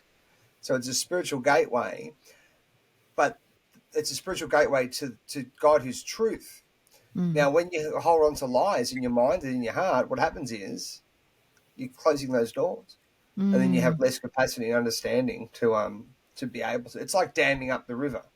Yeah. You're no longer flowing; it's just dammed up. And then when that dams up, that's the destructive. That's how you destroy a river, isn't it? You dam it up, and it just starts to rot. The water goes stagnant, right? So this is what's happening to people, especially with their conscience. And when you understand the conscience is the light of God that you're born with, even like if you look at with a microscope, I think I might have shared this last time. When the sperm hits the egg, you can see with microscopes now, like these really sophisticated microscopes, you can actually see videos of it. There's a big burst of light, which proves to us that life begins at conception, right? Yeah. That it literally does. The fact that the Bible said 2,000 years ago, it's the light that lights everyone that comes into the world. So that conscience, it's pure and perfect, but then it gets calibrated in this world with all the destructive ideology, all the false things, all the awful things. You think of those abuse victims. Some young child that's pure and innocent, that's got a perfectly intact conscience, gets attacked and hurt by evil people, gets damaged. Or let's say a child that has their parents, they're separated from their parents and put into state care, and there's no love there, right? How is that going to impact the conscience of that child at a young age? And that's what they're doing, and it's systemic now. Yeah. They're systemically attacking the conscience, which is the light of God that's within the children, with all of the ideology in this school systems now. All of it. It's there's elements of it, whether it be the gender stuff, gender-based violence. They teach that at age 7 now in the schools in Victoria, right? All of this stuff that's destructive, and that's going to impact what they consider to be correct and true. So then when they are presented with true principles, they're unable to really comprehend them and apply them properly, because the one sensor that they have that enables them to apply them properly has been damaged. Yeah. It's got to be recalibrated. And the way you recalibrate it is really reading the biblical text and being around and surrounding yourself with people who are righteous in that capacity, who have real integrity and real honesty and real virtues, and those virtues will then impact your conscience. And that's why the idea of church as an assembly or a community, which really, if you look at it from a more modern concept, you could call church being around your people, right? That would be kind of what it is, being around people that believe in freedom, justice, truth, and all of these other, really important principles that we now value a lot because we've had them taken from us for a short time. And by doing that, that's going to recalibrate that sensor we call the conscience as well, so that it now is more aligned with what its intention was in the first place. Yeah. And what just came up for me now, one of the very few things I know from the Bible is that saying you will know him by his fruits. And I think that's just what you said then is like, that's what resonates to me as truth. Like someone can tell me they're a Christian, but if they're like, drinking every night, beating up their wife but they go to church on a Sunday, I'm sorry, but you're not living very, quote unquote godlike or with God in your heart. I had a guy yesterday message me and he said he was talking about Islam and how they're what they're doing to people in some of these countries, and he said the Christians also have committed heinous atrocities, and I said no, real Christians haven't done that. People that say they have. Yeah. But there's no. If you're a Christian means a follower of Christ. If you're an actual follower of Christ, you don't do those things. That's by right. virtue of doing those things, you are not a follower of Christ, even if you say you are. Exactly. Yeah. And I would say the same for the Muslims. If they're really following what their scriptures say, like they wouldn't be dishonoring God's creation like that. But I don't know the Quran super well. What were you going to say, Dotti? Yeah, go ahead, Dot. Well, I thought we got past that because I went, this is what's on offer, that we can all, ask God to come into our life. And then, and there is an exchange there. There's a surrendering of you being doing life your way, but stepping into the principles and the values that God has, the moral values which is what you're talking about here, because, there are too many, even in the freedom movement, there are people that say, yeah, we're on the same page, but their fruits prove different. And this is where we have to get a lot more discerning. Like you're talking about talents earlier. There are the talents which are the gifts of the Spirit that we need to be more discerning. We need to, and this is what I love about Jesus, is Jesus could read the heart, the intent of the heart. And this is what's available to us. So we start to see people for who they are, not to bring judgment or criticism or, condemnation, but to see that, how we can work with them, or how, what the friendship's really going to be like. Because too often people have used the word, oh yeah, they're Christian businessmen, and they've ripped people off because they've used that token word that everyone thinks that means they're good people. We have to be a lot more discerning in what's, showing its face globally at the moment as well. And that, again, it's part of the fruits of the Spirit. It's the talents that God has given us when you are moving with Him and have accepted Him into your life. Yeah. And going back to the names of God, or the names of Jesus, I forget which one it was. I was getting at with, I thought it was Yehoshua or Yeshua, but there's one where it might be Emmanuel, but it's like God in us or God with us. God with us. Emmanuel means God with us. Yeah, God with us. And that's, it just reminded me what you were talking about, even though you don't know the name Christ and you don't have any relationship with the man, but you have that within you or with you. And Yeah. I was wondering if you could maybe differentiate between what we commonly understand as the heart in, Christianity, or in the Bible. It says the heart is deceitfully wicked. Who can know it? But colloquially, or with us here, we're like, well, we, like men, like good men, need to be heart centered, like connected with our heart, to be centered in that, because you go outside of that and you start getting into, more of the ego and some destructive patterns. But like we know, like we've talked about that, like my heart's not deceitfully wicked. When I think of my heart, like what my heart truly is, there's deceits that can come in. So maybe what's the difference between the heart that they're talking about there and the heart that I'm speaking No, it's the same heart. It's just that the heart just means the things you want, what you will, what you're driven for. That's what your will is. And we are driven for a lot of things that are wrong, but over, the conversion process can take time. Well, that's why we're meant to submit our will, our heart to God. We submit it to God. We go, you know what, I want to do all these things that are wrong, but I need to realize that actually what you want for me is better. And then we submit our will over to God. And that requires faith, because I might think, well, I'm going to set up an empire. I'm going to set up a business empire. Like I had gyms before. I'm going to set up gyms. I'm going to have a whole chain of gyms. I'm going to have heaps of money. Well, that's actually taking me completely off path. That's a selfish ambition. I might say, well, I'll give some of that to help people in the community. I'll do some good, but it's not your purpose, right? That's a worldly purpose, and that's about vain ambition and ego. So, and it's also glorifying yourself. I'm going to do this. But the reality is, we to be right with God, we've got to be saying, I don't know what's right to do. I don't know what you created me to do. I need you to help me and guide me. And I'll submit my will, my wants over to you.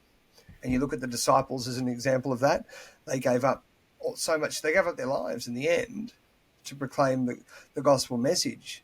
And there's a principle in there, or a Bible verse that says, where little is given, little is required, much is given, much is required. These people had been with Christ. They'd been with him directly. So a lot was required of them. And they had to give up their lives in the end, and they were happy to do so. From what we read anyway, they were willing to go through and bear all things for Christ. So the idea of the heart is that our wants in this world are evil. Okay, people, there's all sorts of things, vanity, pride.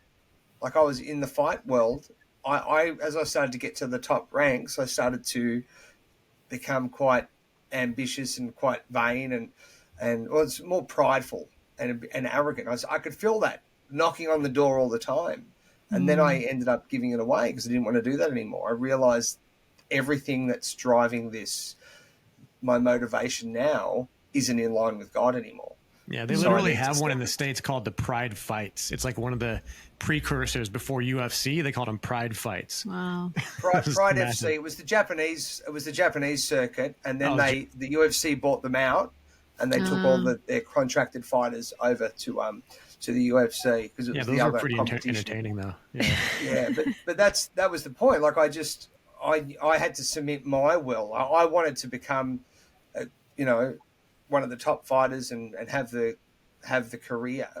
I got a UFC I got an email from Joe Silva asking for me to fight on the Brisbane card. They had a UFC card in Brisbane, and I didn't want to do it anymore because I knew what it was. I would have been contracted to at least another 3 fights. I would have had to be completely committed to that, and that would have taken probably another 2 years of my life, potentially, away, and I didn't want to do that. So that was submitting at least part of my will over to God, where I had to say, I know that this is not good for me, even though I want it. My heart says, this is good, go get it. I want this. But the deeper part of me, which is this, I'd call it the still small voice, that little voice is saying, but Nick, it's not really good for you and you know it's not. But I'm here, I want you to go a different direction. And I had to make a choice. Do I go my selfish route or do I go the selfless route, the faithful route where I have to rely on God now? And I might have to, I might lose opportunities, lose money, lose wealth, lose status, lose all of these things. I'll lose them. I know I won't have them in the immediate future. But right now I could take this other step in the wrong direction. I could get all of those things straight away. And I chose not to because of my faith. And that was me submitting my will over to God. So the heart wanted the thing that was wrong. It's desperately wicked. Who can know it? But we submit that heart, that desperately wicked will, over to God. And we say, I know that I know what you want for me is better than what I want for me. And I know your will is better than my will. So I'm going to submit it over to you. And I know that you're telling me this is the wrong thing to do. So I'm going to step aside from this in faith, believing that you will make me more capable and more trustworthy to fulfill something that's divine that you have for me to do, something that's far greater. And that's, I think, what you're talking about, where the heart's desperately wicked, but we also have the ability to choose to hold on to God's will in our heart. If we have a relationship with God, we can know that God doesn't want us going in that direction. So even though I want to, my heart says go that way, God's heart is also in there because I've got a relationship with him. And that's the fight that's going on. I think that's the wrestle with God. He who wrestles with God and prevails. I'm fighting between the external voices that are saying, go this way. Ambition, pride, vanity, status, money, wealth. Look at me, ego. And then I've got that voice inside of God saying, don't go that way. And then there's the fight. I'm wrestling with these two. Which way do I go? And then when you choose to go with God, you've prevailed. And that's what it is to wrestle with God. That's what the word Israel means. That's the literal meaning of it. Israel, he who wrestles with God and prevails. Go for it, Dotti. I'd love to hear your opinion on this. Well, I guess it depends on how you're wired, because to me, what you're sharing there is more a head thing for me, like my heart and surrendering. It's like my heart is just full of just wanting God in every aspect. That's as simple as that for me. And, sometimes my head goes, oh, yeah, but you could do this and you could be that. But it never sits because I'm not driven like that. And, you know, when I'm not sure of which way to go, I just always surrender. You know, there's a little song that I sing actually. And I find, you know, often when I'm contemplating or percolating on things, this little song just rises up, and I know that that's what God's asking me to do. And, you know, it's just about surrendering. I just go, God, I surrender. I hand over everything that I think, or, you know, even sometimes I've gone, God, I don't know what I need, but you know what I need better. And you know, he comes through every time. He guides me every time, and he leads me. And I have full trust in that, absolutely full trust in that. And because there's the absolutes in God that I, you know, percolate, I meditate on. The absolutes of God is that he will never leave me. He'll never forsake me. He will never abandon me. He will always lead me. You know, he will always guide me. And, you know, you've got Psalm 23 and you've got Psalm 91 that talks about that. And, you know, those journeys, each verse is, you know, some people just read it in a whole chapter, but I sit in each verse and I let it percolate and I let God show me. And I've had encounters, or the verses become a portal for me, that he's taken me to something and shown me and stamped it on my heart, you know, the very experience of that verse. So, you know, for me, it's just, I just surrender. I just surrender to God and have full trust in him, full guidance in him. You know, is there some things that kind of, there's times that I get that. But then it's go, okay, God, what do I need to deal with?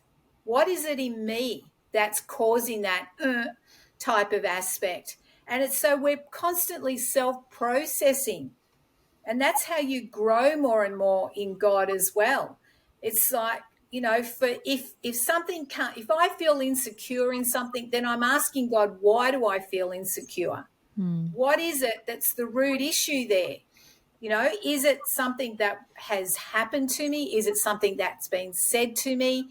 And I need to deal with that. I can't gloss over it because it'll come back again. I'm going to process that and deal with that. And, you know, to me, 95% of going through the process is acknowledging the issue that's within me.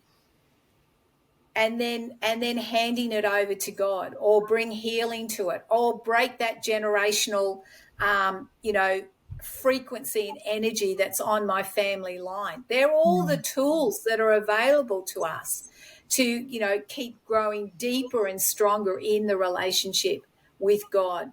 And that is our journey while we're here on earth, is to just keep going deeper and, you know, just coming to the fullness of what we have available to us, the fullness of knowing who God is, the absolutes of his character, but also the fullness of knowing who I really am in him.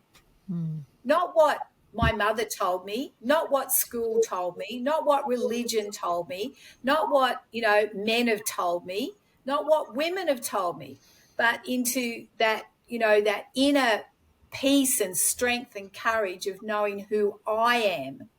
And the truth of that is what is, again, on offer for all of us. You know, it's when Nick and I are not special. We're, you know, we've just people that have come into an incredible encounter with God that's been life-changing. And again, it's available for anyone that wants to ask God to come into their life. Yeah, absolutely.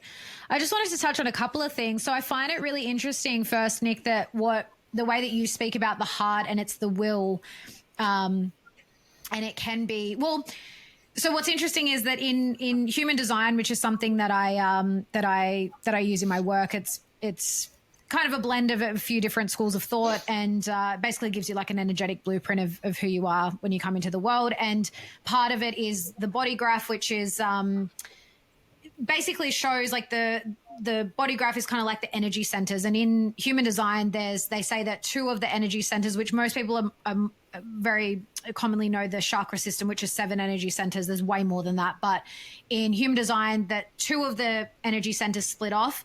And so one of them was the heart. And so one is the G center, or the identity center. The other one is the heart, will, and ego center, which is really interesting, Nick, because that really speaks to that. And what I was just thinking too is that with what you're saying, like we live in this realm of duality, right?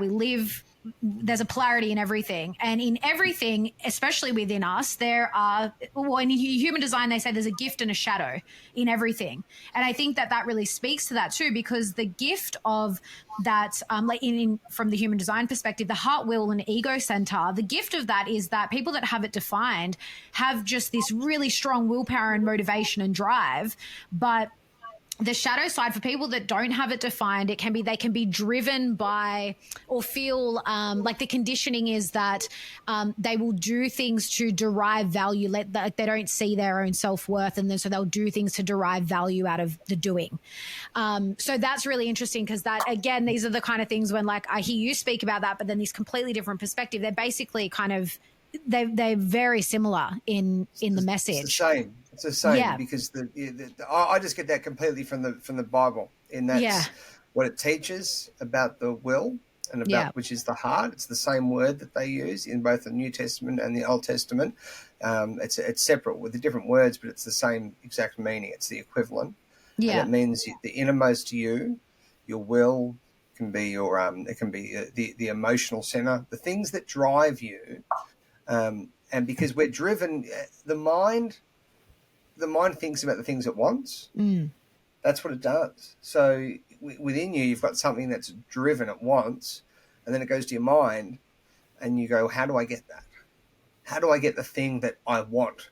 And then you go out and do it. That's the order that I understand, and that's what I read biblically. But a lot of the time, the things that we want are wrong, and they're not good. They're selfish. They're ambitious for the wrong reasons. And then and then we think about, how do I get that? And then we start, because if it's a bad thing that we want, that our heart is holding on to, then the thought process is going to be destructive. Well, I'm going to have to do something that's going to be immoral to get there. I'm going to have to step over somebody, lie. And then obviously the actions and the words come after that, which would be the lying, the fraud, whatever it is that you've got to do to get the thing that you want that isn't right for you to have. But when you submit your will to the things of God, like integrity, and integrity is the primary, that's your structure of who you are, and for it to have any integrity, you've got to be built on the truth. Because that's what's solid. And the reason it's solid is it's unchanging. It doesn't change. Truth is the same yesterday, today, and forever. That's what we read in the Bible, but it makes sense, right? Yet we see in the world today, the truth is, what they say is the truth is changing all the time.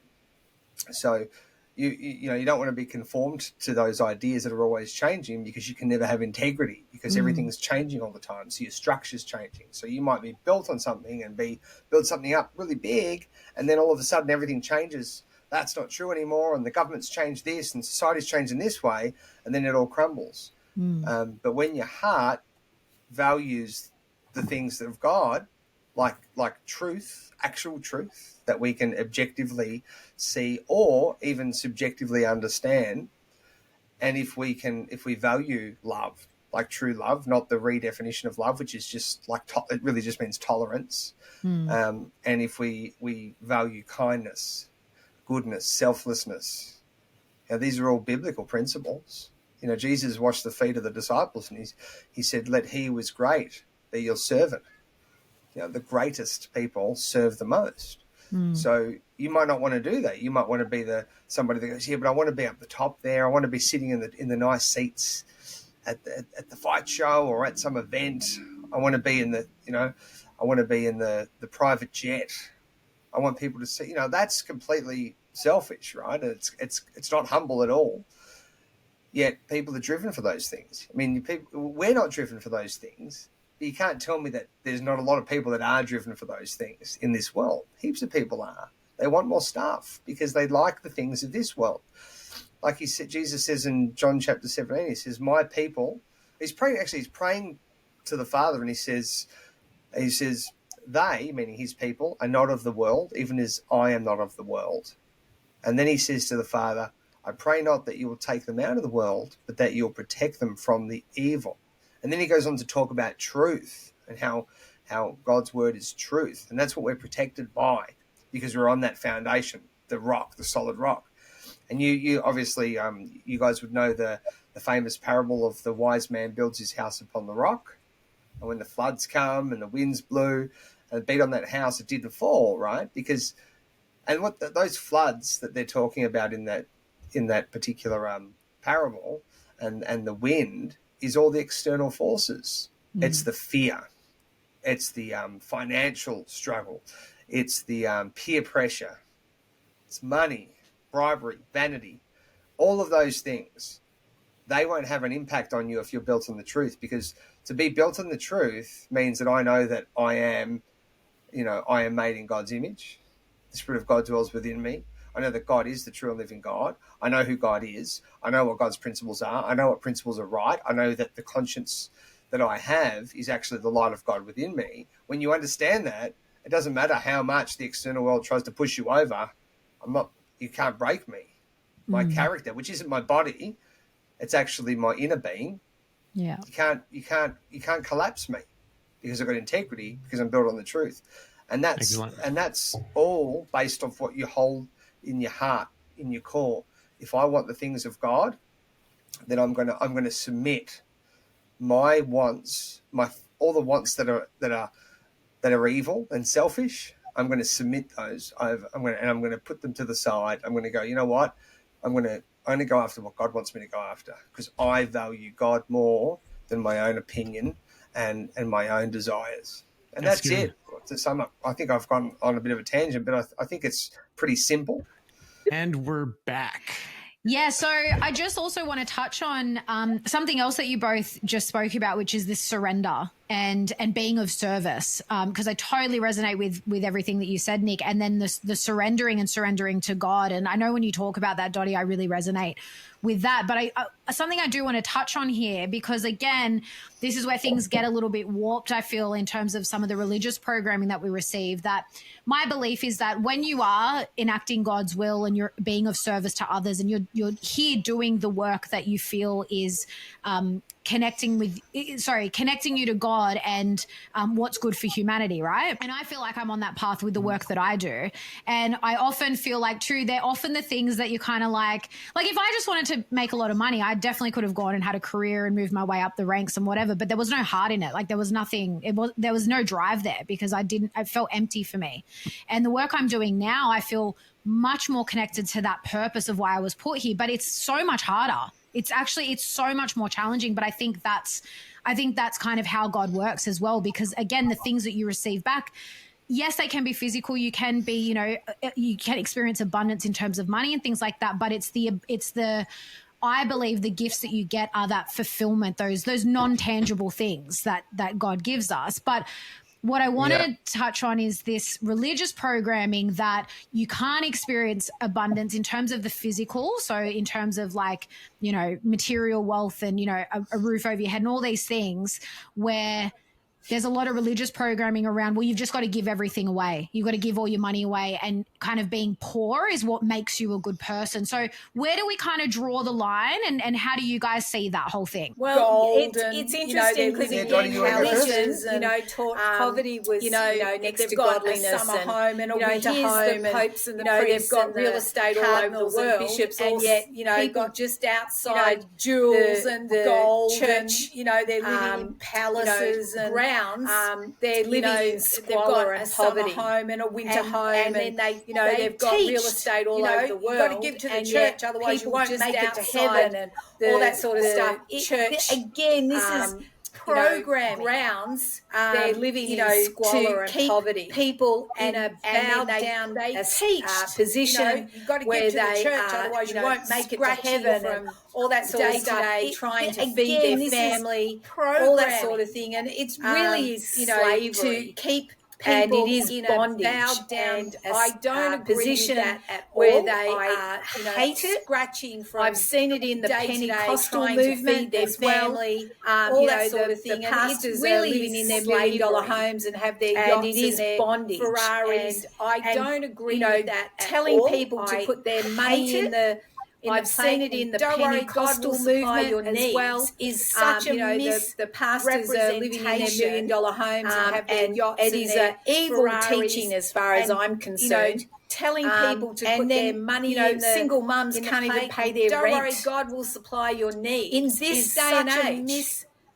This is how they are coerced, and it is an evil teaching as far as I'm concerned. That sort of thing is number one. And then if you are single mums can't even pay their rent by any means to this day and age to any situation. This is how they are coerced. Where you feel you are manipulated, don't do it. Towards that sort of thing is number one. You give because God is asking you to give. By any means, again, this is being led by the Spirit. Any situation, I believe that where you feel you are manipulated, don't live in abundance.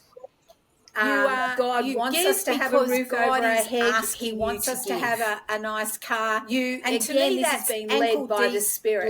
Blessings. I believe that because that's meeting our needs. Are called to live in abundance, right? I feel that God wants us to have a roof over our head. The abundance is to have a nice car of the Spirit. And to me, that's ankle deep fullness of the presence and power of God. Because that's meeting our needs. Supersedes anything that this world has to offer. That because part of the programming in the world, the abundance you have to have Spirit. The newest car, you have to have the biggest house, you have to have designer clothes, and again that supersedes anything that this world has to offer, because part of the programming insecurity in the world is a fear-based the newest car. You have momentum. It's a fear-based programming, clothes. And again, that gets people caught up in the things of this world. Because whereas Scripture it says, we're in the world, but we're not of it. Based and momentum. It's a fear-based programming.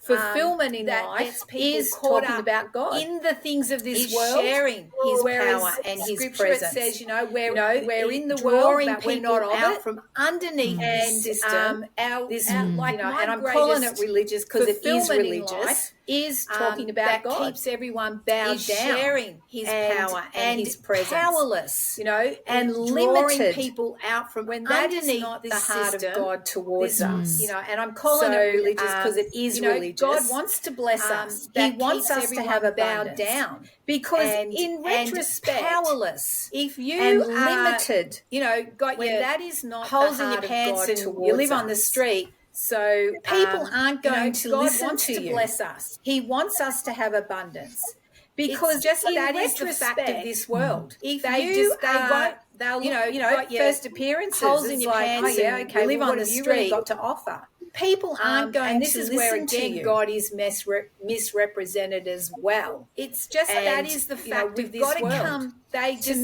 got to start bringing first appearances. The message of who God really is, not this is what has already been painted on this earth, as well, where He's angry and He's casting judgment.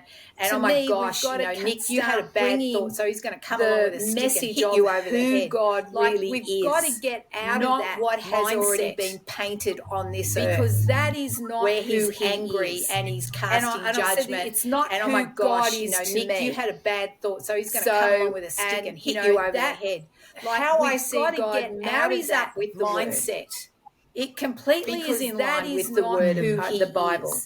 And I've said it's not who God is to me. The religion takes snippets of it and twists it. How I see so God that it marries up with the word.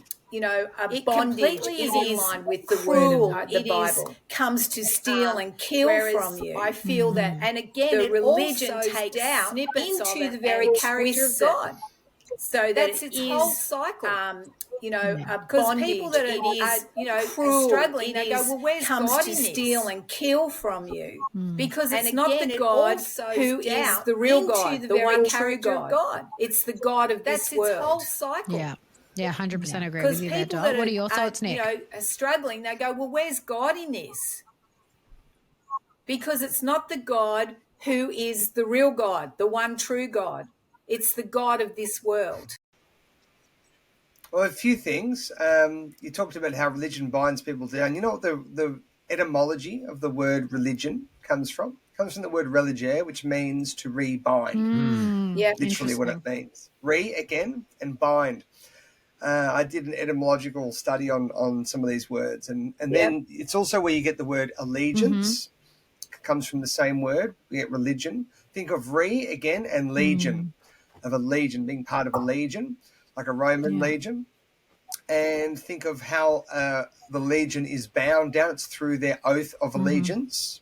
So when you put all this together, you go, oh, I get what religion really is. It doesn't mean that there isn't good that comes from religion and religious institutions, but the foundation of that idea is that you're rebinding people down to become part of a legion rather than a community of individuals with different gifts. And we read about this in the New Testament, that there's different parts of the body.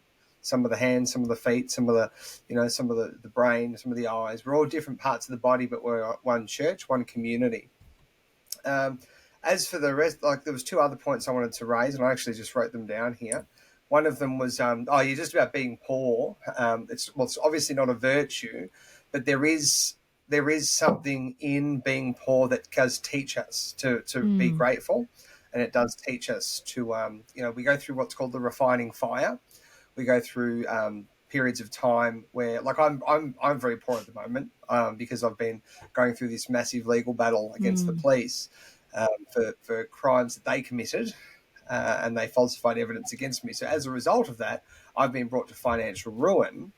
But I know it's for a righteous purpose, and what it's done is it's taught me how much generosity there is out there. So I've had so many people actually provide money. I'm doing an appeal to a really bad decision for costs. I'm trying to get my legal costs back, which are hundreds of thousands of dollars for something I didn't do, which the judge has already said that the police committed the violence against us, committed the offences, falsified the evidence, and ran a malicious prosecution against us. You would think that I would get my costs back, but the judge ruled against me and my co-accused for costs.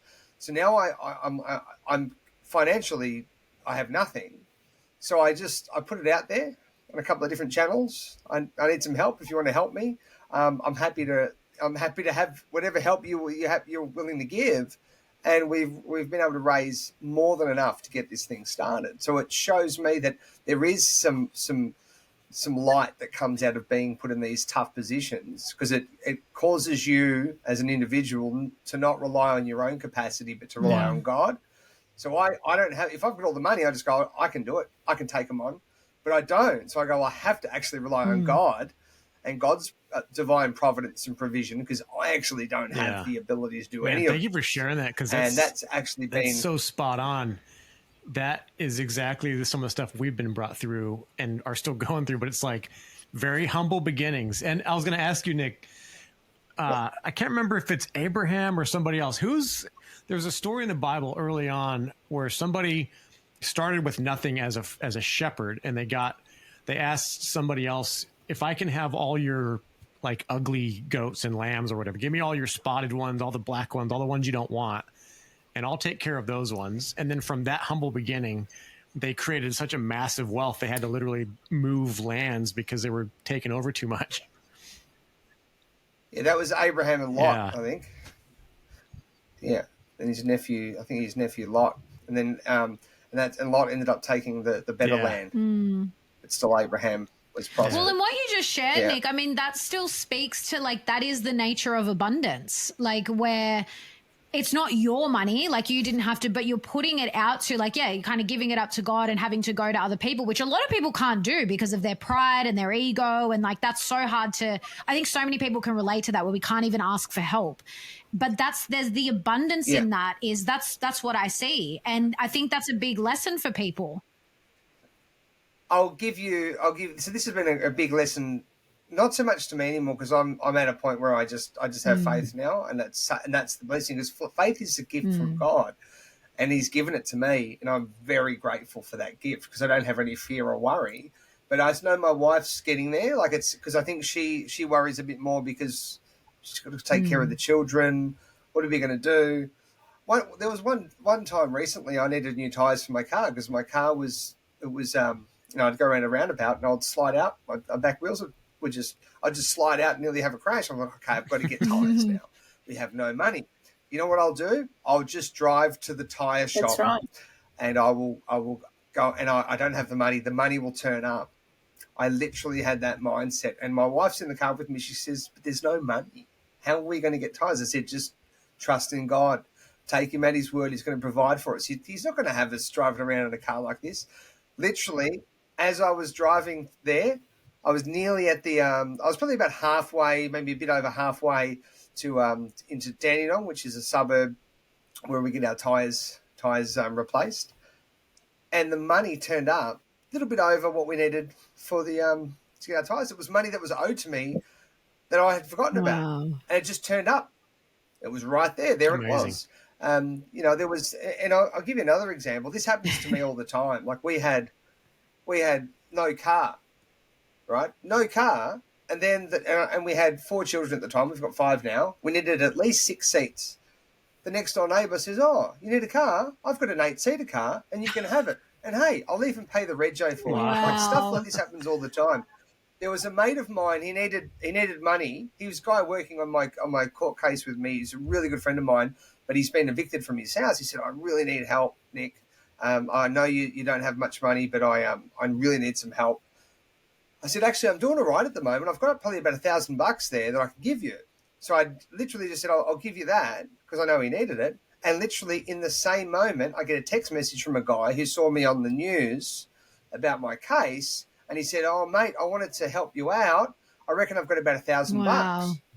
So literally in that same moment. So it's things like that show you God's all over it. He's got lots of resources to draw upon. But the other point I wanted to raise, and this is probably about purpose, right? So in this world, you're persecuted for the truth. Part of the truth is your purpose. You have a purpose in truth.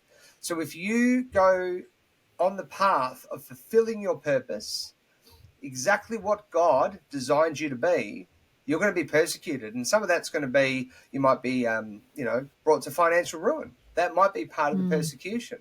This is, I think, the enemy's way of getting you off course, making an accusation against you and saying to God, hey, God, Alexa and Isaac, they've got this purpose, but if we bring them to financial ruin and you let me bring them to financial ruin, they're not going to go, they're not going to continue on. They're going to go and find a career job and get out of poverty. But what you've got to do is have the perseverance and the faith to rely on God. And then once you get past that point where that accusation no longer has any merit, God will then bless you. You've just got to go through those trying experiences. And that's what we call the refiner's fire. It's all through the Bible. We're going through the refiner's fire. You go through a process that's very hard. And that hard process, sometimes it's financial, sometimes it's emotional. It could be all sorts of things. It could be both. But going through that process refines your character, and it teaches you how to rely on God and how to be grateful for what you have. So when you don't have a lot of things, you actually rely on God more, and you reach out to God more, and you value the things of God more. And then you look at the things that you do have, and you think, well, you know what? I've got good health. I've got children that are happy. And you spend more time focusing on those things. But when you've got lots of stuff, I find it's just a big distraction. When I've had lots of money, I've been preoccupied with doing fun things. I haven't been drawing closer to God. But now if I was to accumulate wealth, I don't have a desire just to do fun things. But that's only because I've gone through that refining process, to which now if I was to receive wealth, I would have something righteous and purposeful and meaningful to do with it. And I don't think there's anything wrong with having wealth, but I think when you have wealth without that purpose, it's very destructive. And all it does is it distracts from your actual purpose. Like if you were to inherit a castle and, $1 billion in the bank and all the rest of it, very unlikely that you're gonna go on a journey to pursue God and go through those tough times and the persecution that will come from that, because you could go to your comfy safe castle and stay there and have parties with all your money and fly on your private jet. So there is something in this idea of poverty, but we're not meant to be it's not really poverty.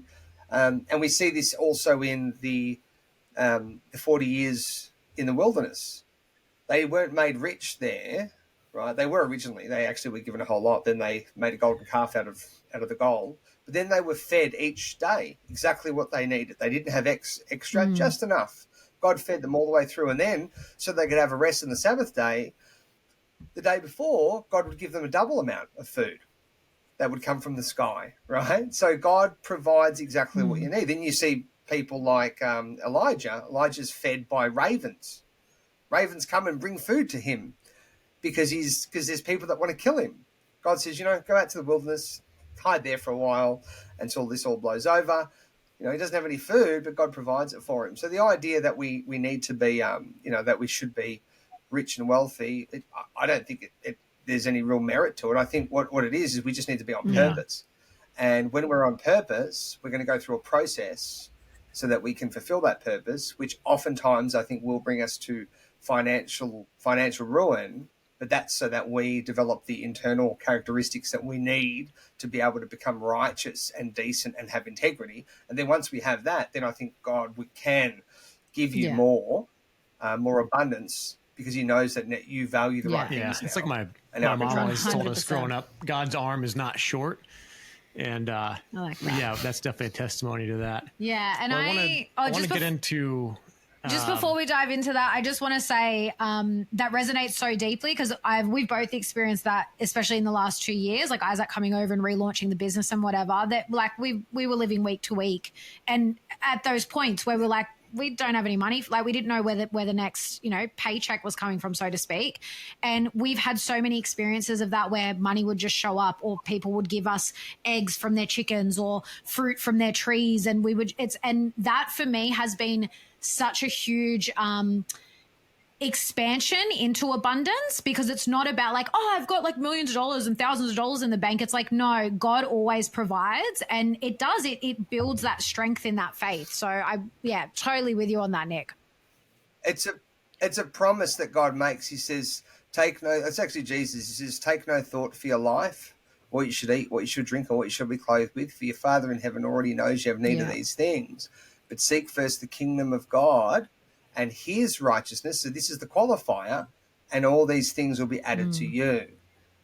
So if you're just seeking God and you're on purpose, you don't have to worry about any of it. And there's no point even giving any thought to worry or anxiety, because God's made a promise that if you're seeking me, I'll take care of all of the stuff you need. Your clothing, your food, your house, everything that you need, I'll provide it. Yeah. But I want you to go on this other path where you seek me. And if you do that, you have to have faith, because the world will tell you that, no, you have to have a good job. You've got to have a good career. You've got to make the money.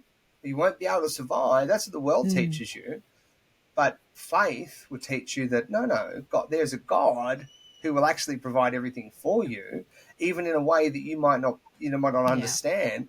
And that's what's going to be the most meaningful path you can take. Because when you take a path with God and with faith, amazing things happen. But if you go the other way, seeking money and wealth, amazing things don't happen.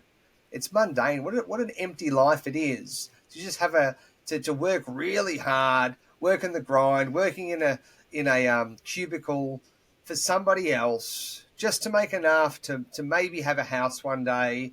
And then you when you retire and you're old now and you actually don't have much to give to God anymore, because you spent it all that energy and effort fulfilling somebody else's purpose and meaning, but not your own. I mean, that's empty and it's very shallow and sad. Yeah, for sure. Yeah, before we move on, what do you have to say on that, Dottie? No, I totally agree. Your character, and that's part of the system that we're locked under. So some people also find that need to go again, more through that journey that Nick has shared. God others works to who don't you have are. to go through it as deeply Your as that. individual, It's always DNA, about how your response of the character. heart. I mean, look, So some I've people always put God need first, to go and I more have through walked that away journey that from Nick's, $1 $1 million shared. home and money Others and all that sort of stuff. don't have to go But through I never it as regret deeply it. as that. Because It's it was always about the response fulfilling of the what heart. God, I mean, look, His heart is on my life. I've always put God first, and I'll I stay have true to walked that away because from, that's where $1 I million find home my and fulfillment. money and all that sort of stuff. But I never regret it. That's where I feel because it alive. was always about And fulfilling what God, God, just His in, heart is in on knowing my that life. I'm doing what He's asked me to do. And I I'll mean, stay true I to went that through it when that's I where did I find my did fulfillment. the floods, and the government came it's after like, me and that's where closed I our feel bank accounts, alive. and I had to stand, just in knowing that I'm doing what He's asked me to do. I mean, I went through it when I did the floods, and the government came after me and closed our bank accounts, and I had to stand in who I was in God and the truth that I had done nothing wrong, even though they were trying to fear push me into you're going to jail, and I'm like, what? Like that, it never, I couldn't comprehend it. And how dare you show up all the other charities that are government run, so but for a split second, Dotti, I how went dare into, you oh raise my money God, for flood victims what have I done? without the government's To then go, approval? hang on a minute, Ridiculous. God, have I done anything wrong? He says, you have done nothing wrong. And that was it. Yeah. I stood solid in that. Exactly. And every time they interrogated me for 4 hours, 4 of them, twice, they were trying to get me to hang myself with my words. They were trying to manipulate. And I was going, no, I've done nothing. I'm going, you're punishing me from helping people. Like, this doesn't even make sense. Wow.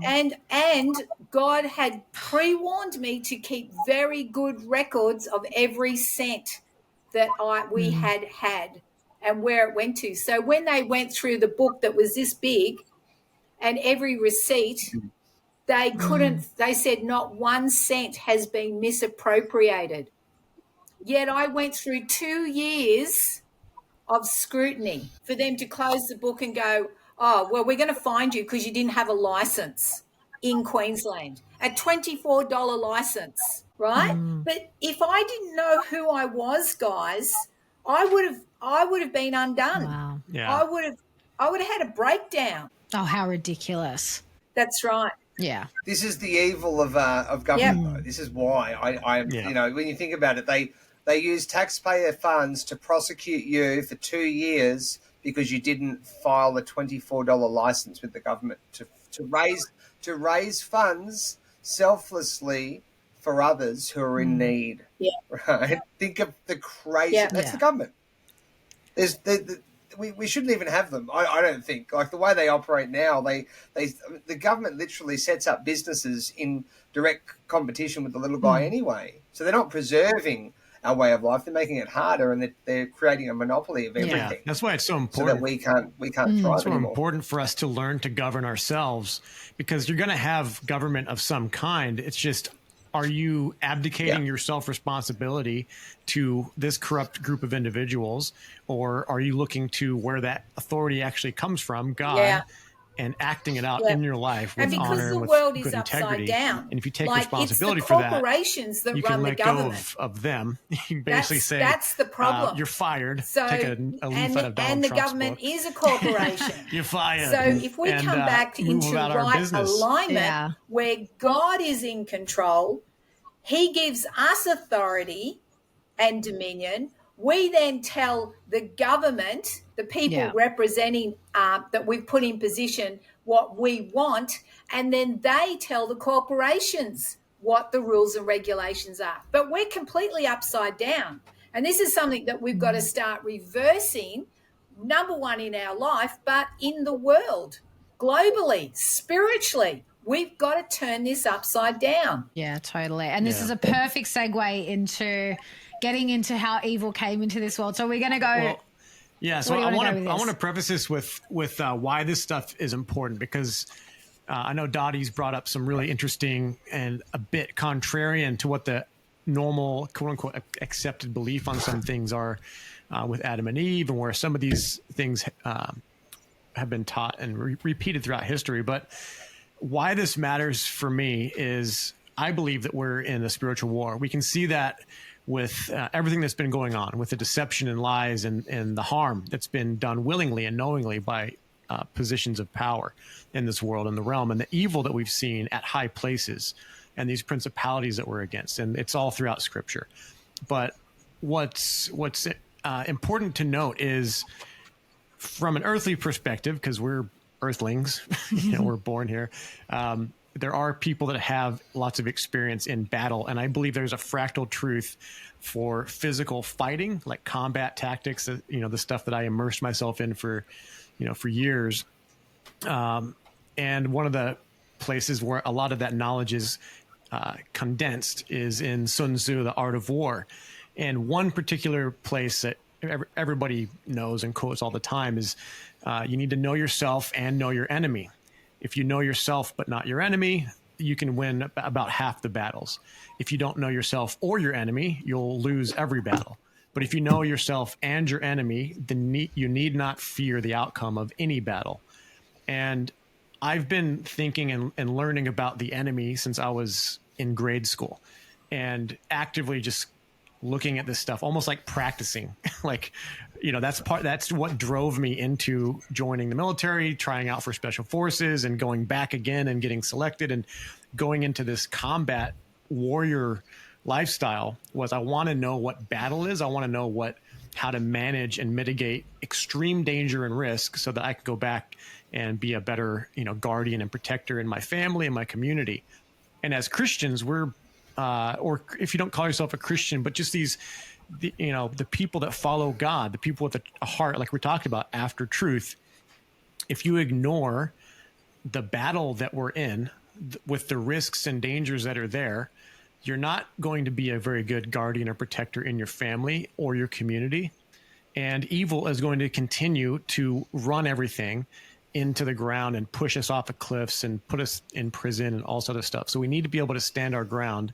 But to do that, we need to have a strategy. And to do the strategy, you really need to dig into what's the situation, situational awareness. So with that, getting into where evil entered the world and why. And I guess we could start with Adam and Eve, although I think it goes back before that.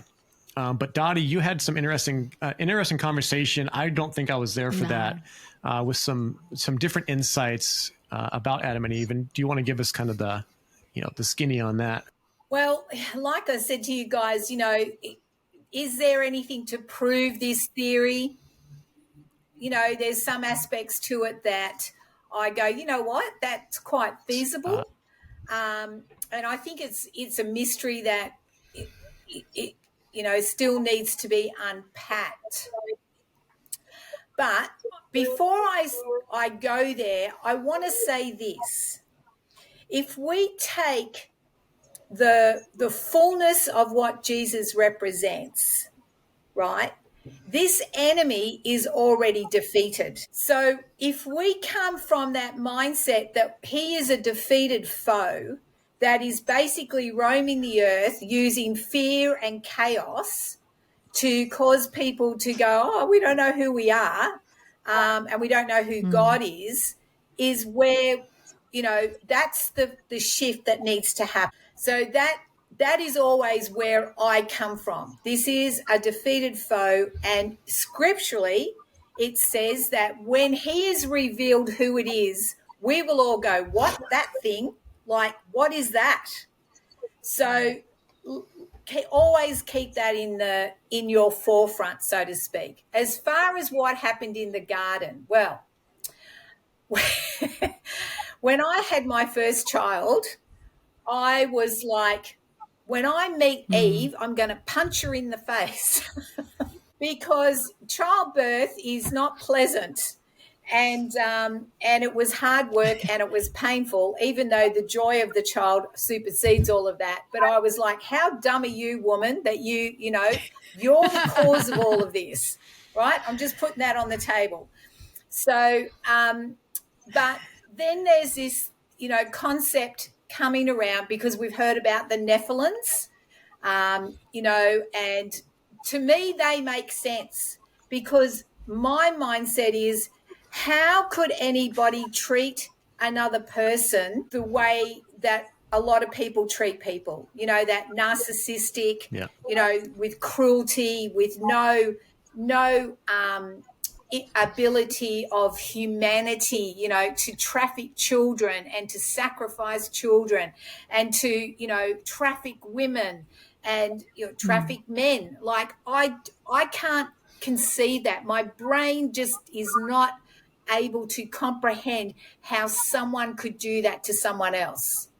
The torturing and the killing. It's like, it's so foreign to me, guys. Well, the Nephilim were, according to... And for anyone like Enoch, me, sorry, just to clarify, that's not super well versed on this stuff, just explain the Nephilim, just a quick overview of what that is. There's a couple of verses, but particularly there's a scripture there's a Bible verse, a Bible book that's not even in there.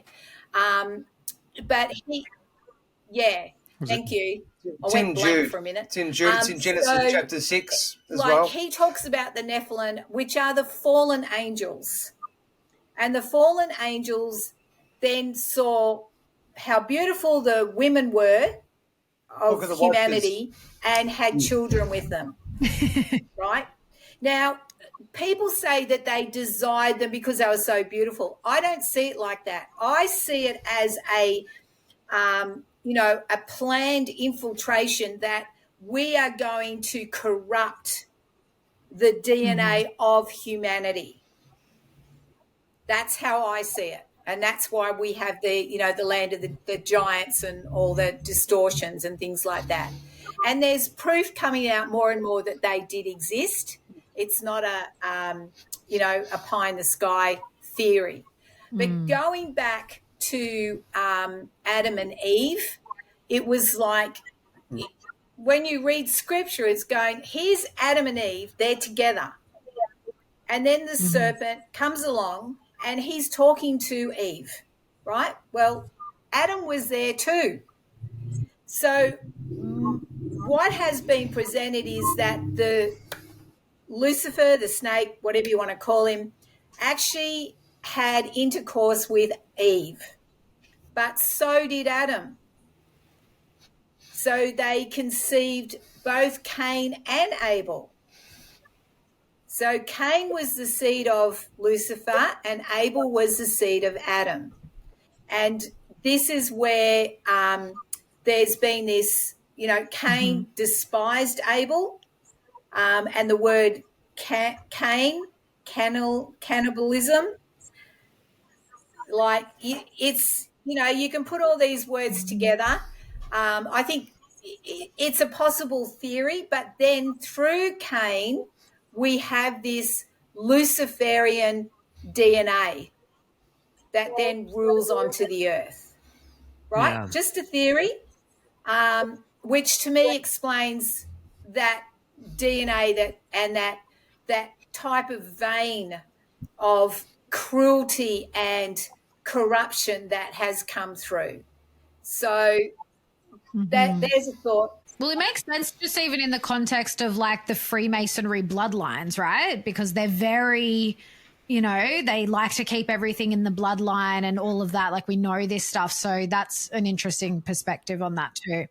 Well, if you look at it, there's three passages. Well, there's two passages in the Bible. You got Genesis chapter 6, which talks about the Nephilim. Nephilim means the fallen ones, because the I am, the im, Nephilim, it means it's plural. It's like putting an S on the end. Nephal means to fall. It's the Hebrew word to fall. It's the fallen ones. Then it talks about the giants that came. And then we have Jude, which talks about the angels who left their first estate. They were in the host of heaven. They were up higher and they left it. Then you've got the book of the Watchers and the book of Enoch, which talks about how the the angels came upon Mount Hermon, which is the place of an oath, and there was 200 of them, and they made an oath of mutual imprecations, where basically if I go down, you go down. I'm going to be destroyed for this. So we have to do all this together, and we bind ourselves down. Now, think of the Freemasonry and secret societies. What do?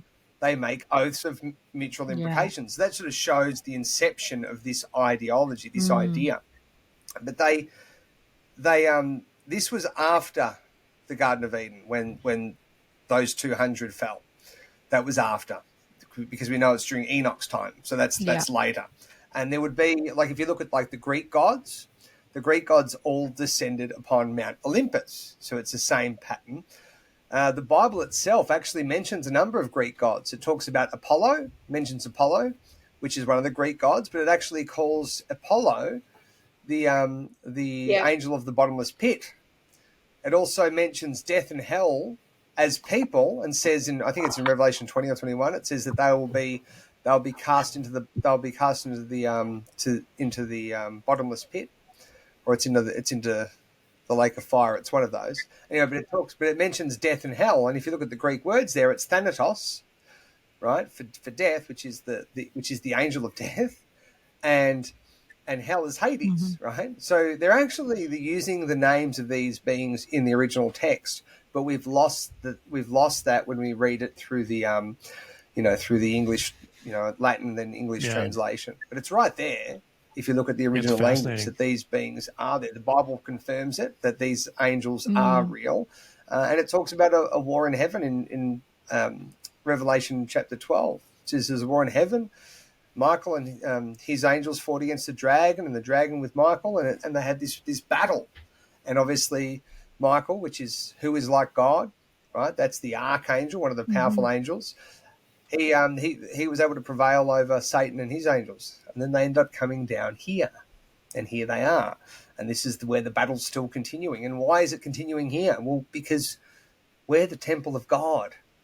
The kingdom of God's within us. The Spirit of God's within us. We're made in God's image. So what's Satan going after? He's going after us. Think of it like real estate. What's the real estate he wants to get control of? He wants to get control of us. And that's where the battlefield is. It's not out there.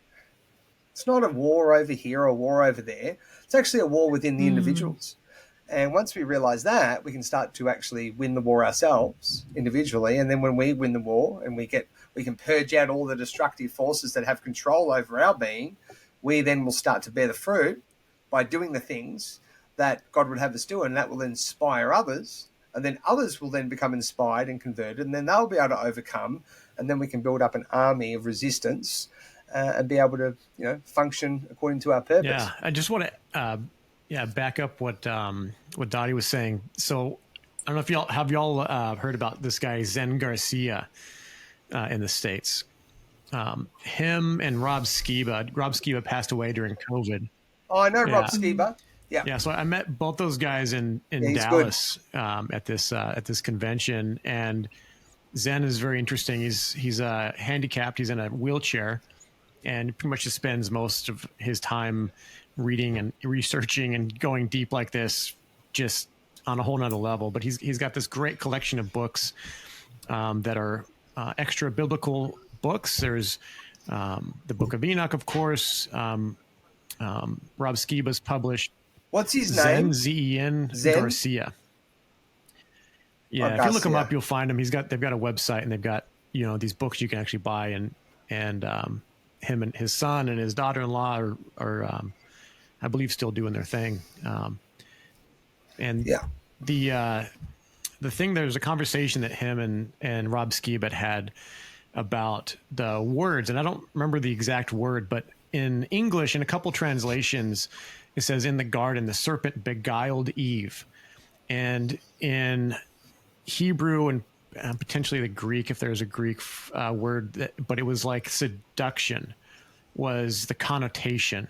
It wasn't the exact word for seduction, but it was this connotation of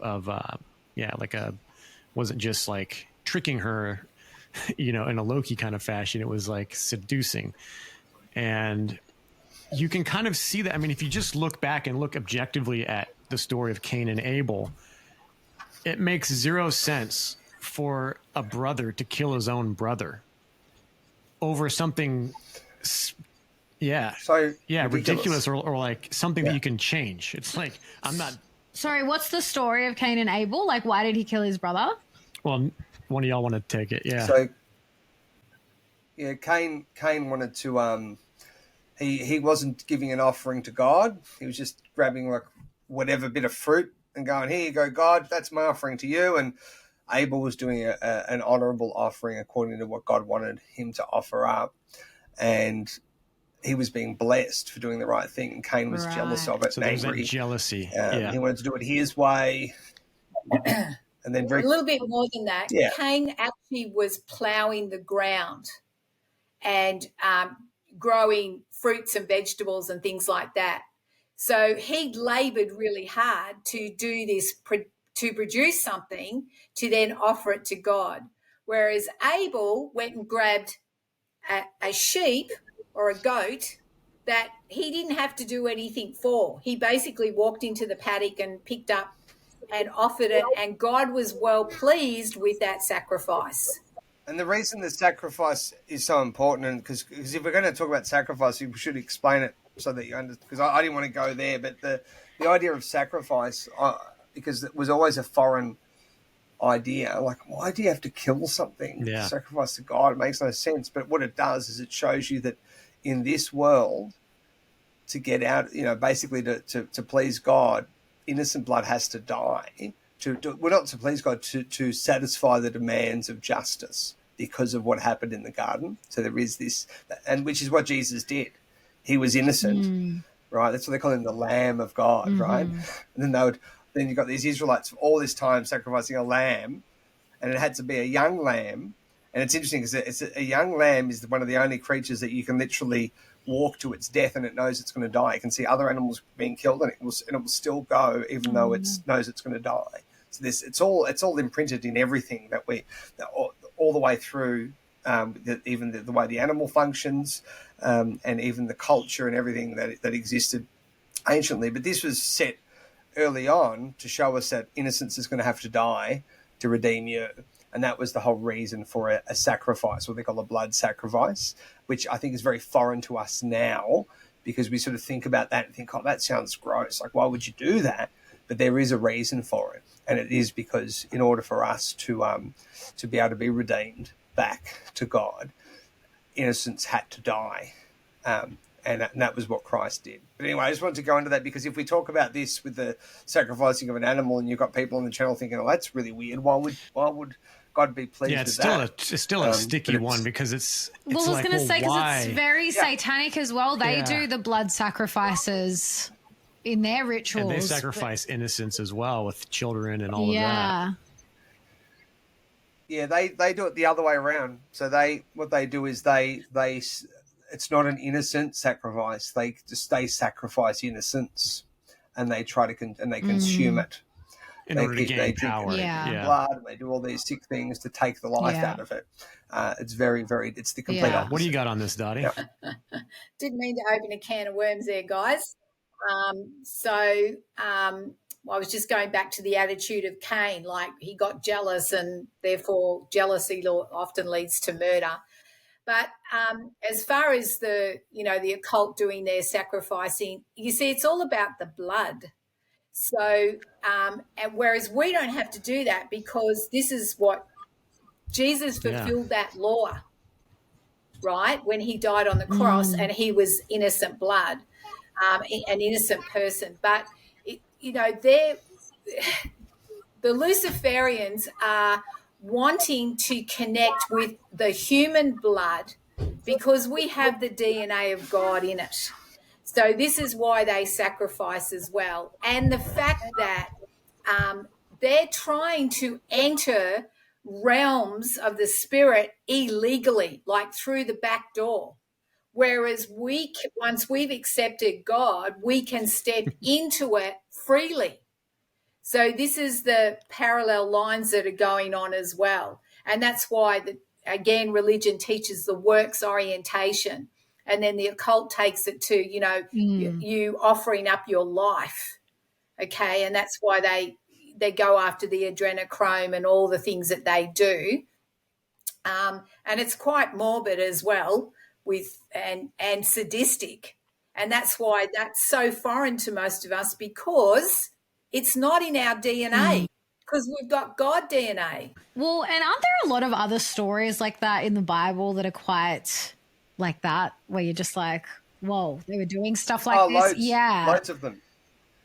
Yeah. So the idea is obviously that one side wants you to sacrifice to kill the innocent and to do all sorts of rituals to destroy your conscience. I believe that's why even politically in the world, and I think in the elite circles, they do these things, because Satan's there and he thinks, hey, Joe Blow, I see you there coming to our meetings, coming to our parties, in our circles, and I see that you want to go higher up in this world.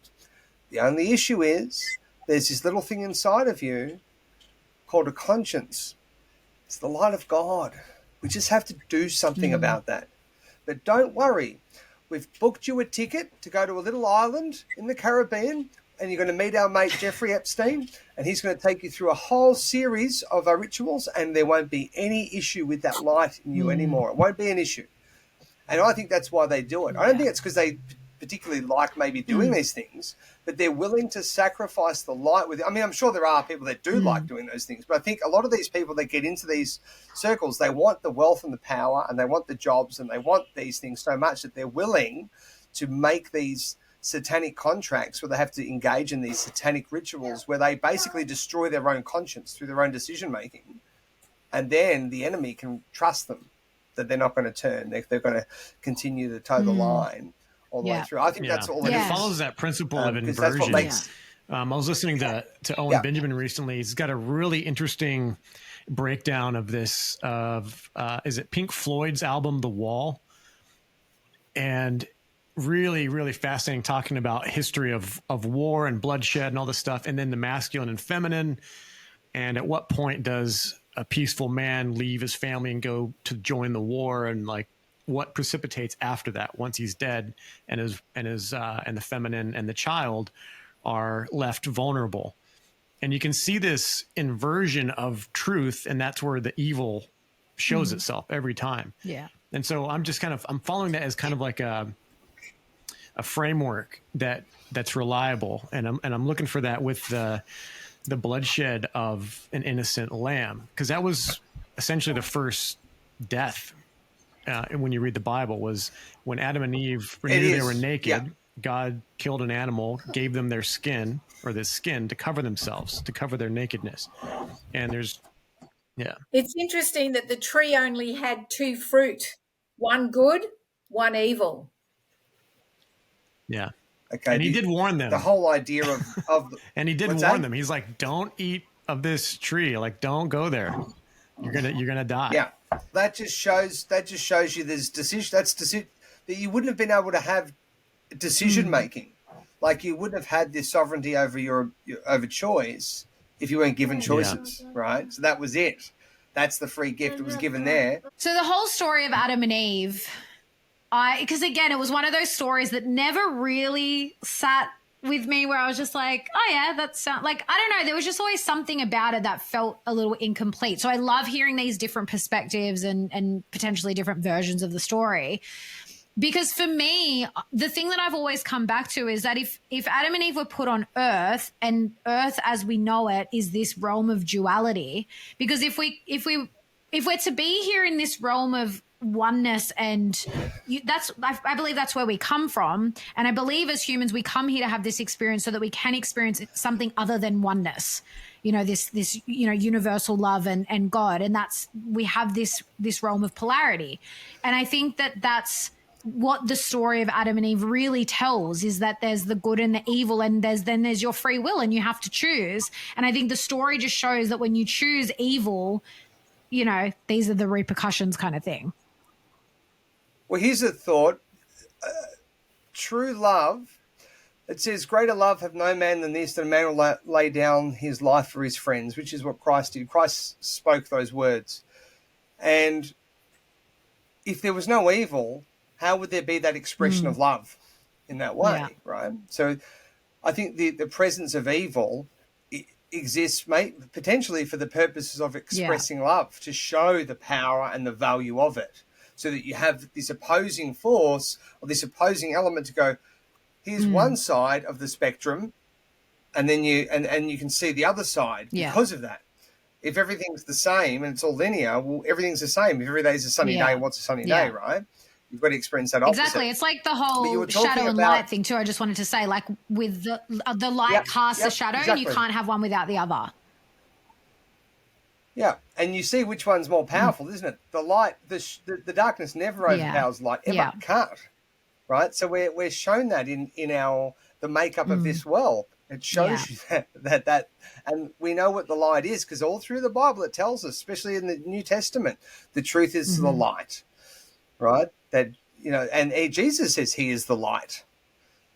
So we've got this all the way through, expressing this idea that the light, which we know is more powerful than the darkness, and we know the enemy is all things dark. There's a really good Bible verse, getting back to the original, I think, question about knowing. You said knowing yourself and knowing your enemy. Well, there's two verses I thought of. One of them is, be wise as serpents and harmless as doves, which means to be wise to the serpent, who is Satan, who is the god of this world. Right? We know that that's who Satan is. It's the same guy, because it says in Revelation 12, it says, and that old serpent called Satan, and then it calls him the devil. It's the same guy, right? So we know that. So we be wise to his stuff. Like, we understand what he does, but we don't do those things. And then to know, I think it's in 1 Corinthians chapter 3, verse 16, it says, know ye not that you are the temple of God, and the Spirit of God dwells within you. So he's asking the question, no, you're not. Do you not know that you are, this is what you are? So once we know that that's what we are, we know ourselves, we're the temple of God, so we have something divine about us. That's very valuable. Because to think that it's not that important, not that valuable, is literally blasphemous to God. That's putting God down. If you have anything that's part of you that's attributed to God, then you have great value. So that's who we are. And then we know who the enemy is. And if we understand this war, she talked about the spiritual war that's going on, and it is a spiritual war. It's a war between two variables, truth and lies. So Satan's called the father of lies. Everything in this world is a lie that exists, that's part of this world. All the false narratives, all the strongholds of power, they're all built up on a lie. And that's why we see restriction on speech, restriction of talking about certain things on social media platforms. That's why we see legislation to criminalize certain speech, because if you speak the truth, you destroy the lies. And the lies are where the enemy gets their power from. And you could say the governments get their power from the lies, but the governments are underneath and subordinate to the to Satan, who's at the top of the upside down world. So that's why that's the battle that's going on. It's the truth versus the lies. And when you live according to the truth, you'll be persecuted and hated, because the people of this world love the lie, and they believe the lie, and they believe that it's virtuous and it's right. And we saw that through COVID. You got to put your mask on. Got to put your mask on. You got to get your jab. You're putting people at risk. They went for the lie, but the lie broke down, didn't it?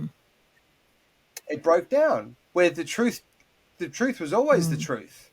It hasn't changed, and that's the war that's going on. And I think that's what Satan's trying to do. He's trying to take over this whole realm with lying, because God doesn't lie. So, and God can't lie. So if God can't lie, then that means Satan has a special power that God doesn't have. But similarly, Satan can't, he's not of the truth. He can't speak the truth.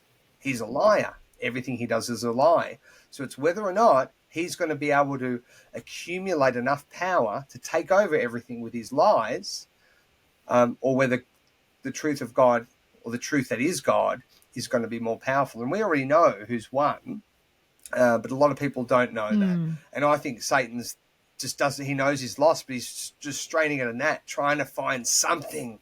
Somehow I can get something, but there's nothing he can do. So it's completely deluded, and he's completely deranged. I'll point out that that's part of the reason why we're, I think, cosmically here talking about this from a biblical worldview, and why it's so potent and important versus Buddhism or Hinduism or these other religions. None of these other religions really address this problem in this way or at all. In Buddhism, there really is no situational awareness about the nature of evil and how to combat it.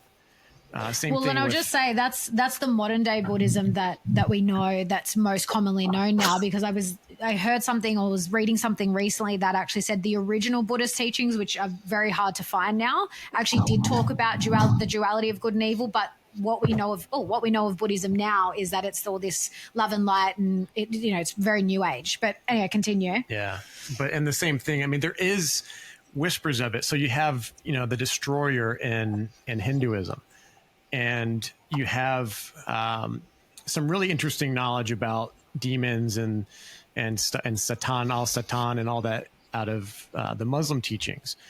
But I think for me, the worldview that just rings the most true, and has this, it was like a clear as a bell when you look at it throughout time, when the Book of Enoch came into the picture, and then when I read some things through like the Book of Jasher and Jubilees. It's a history of the world, the seen and the unseen. And we're told by Jesus, I forget where, but he said, I'll never forget this, but he said we should basically act as though the unseen is more valuable or more important than the seen.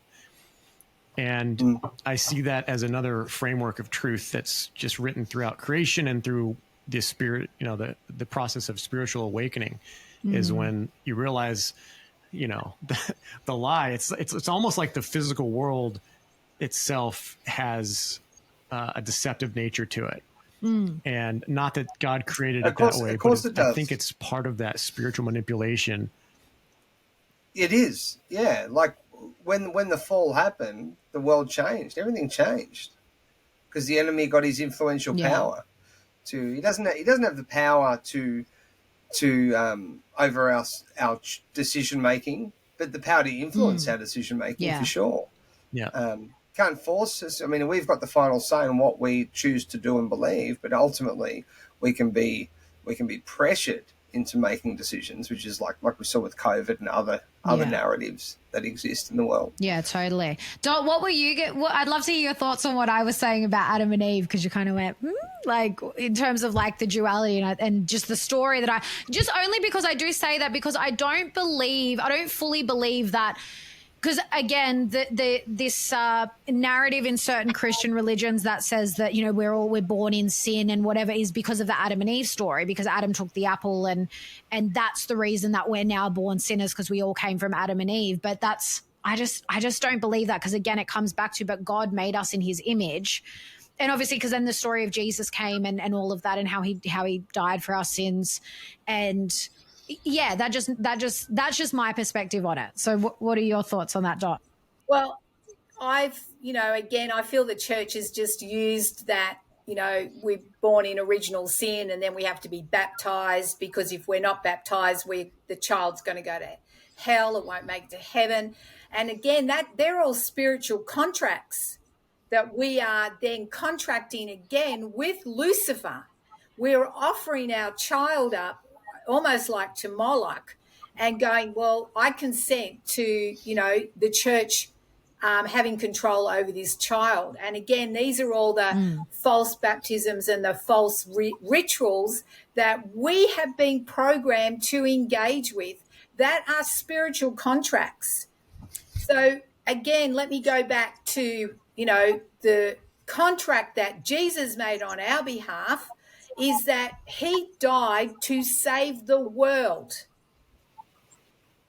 So the world is already saved. It just hasn't stepped into that knowledge yet. It is people that are rejecting that concept, or, doing life their own way. That is the offer again on the table, but it's up to them, because God, He didn't want us to be zombies that were yes sir, no sir. He wanted us to have free will. That's where you have, the good and the evil. We choose what we want to be. We choose to be good or we choose to be evil. So, to me, it's like, again, evangelicals, Pentecostals, they're all unbelievers. And it's like, no, because they have belief. Yeah. The problem is they're pre-believers. They haven't come into the awakening or the enlightening or, coming into that relationship with God that they are all able to have. Doesn't matter what their background is, but it comes to choice.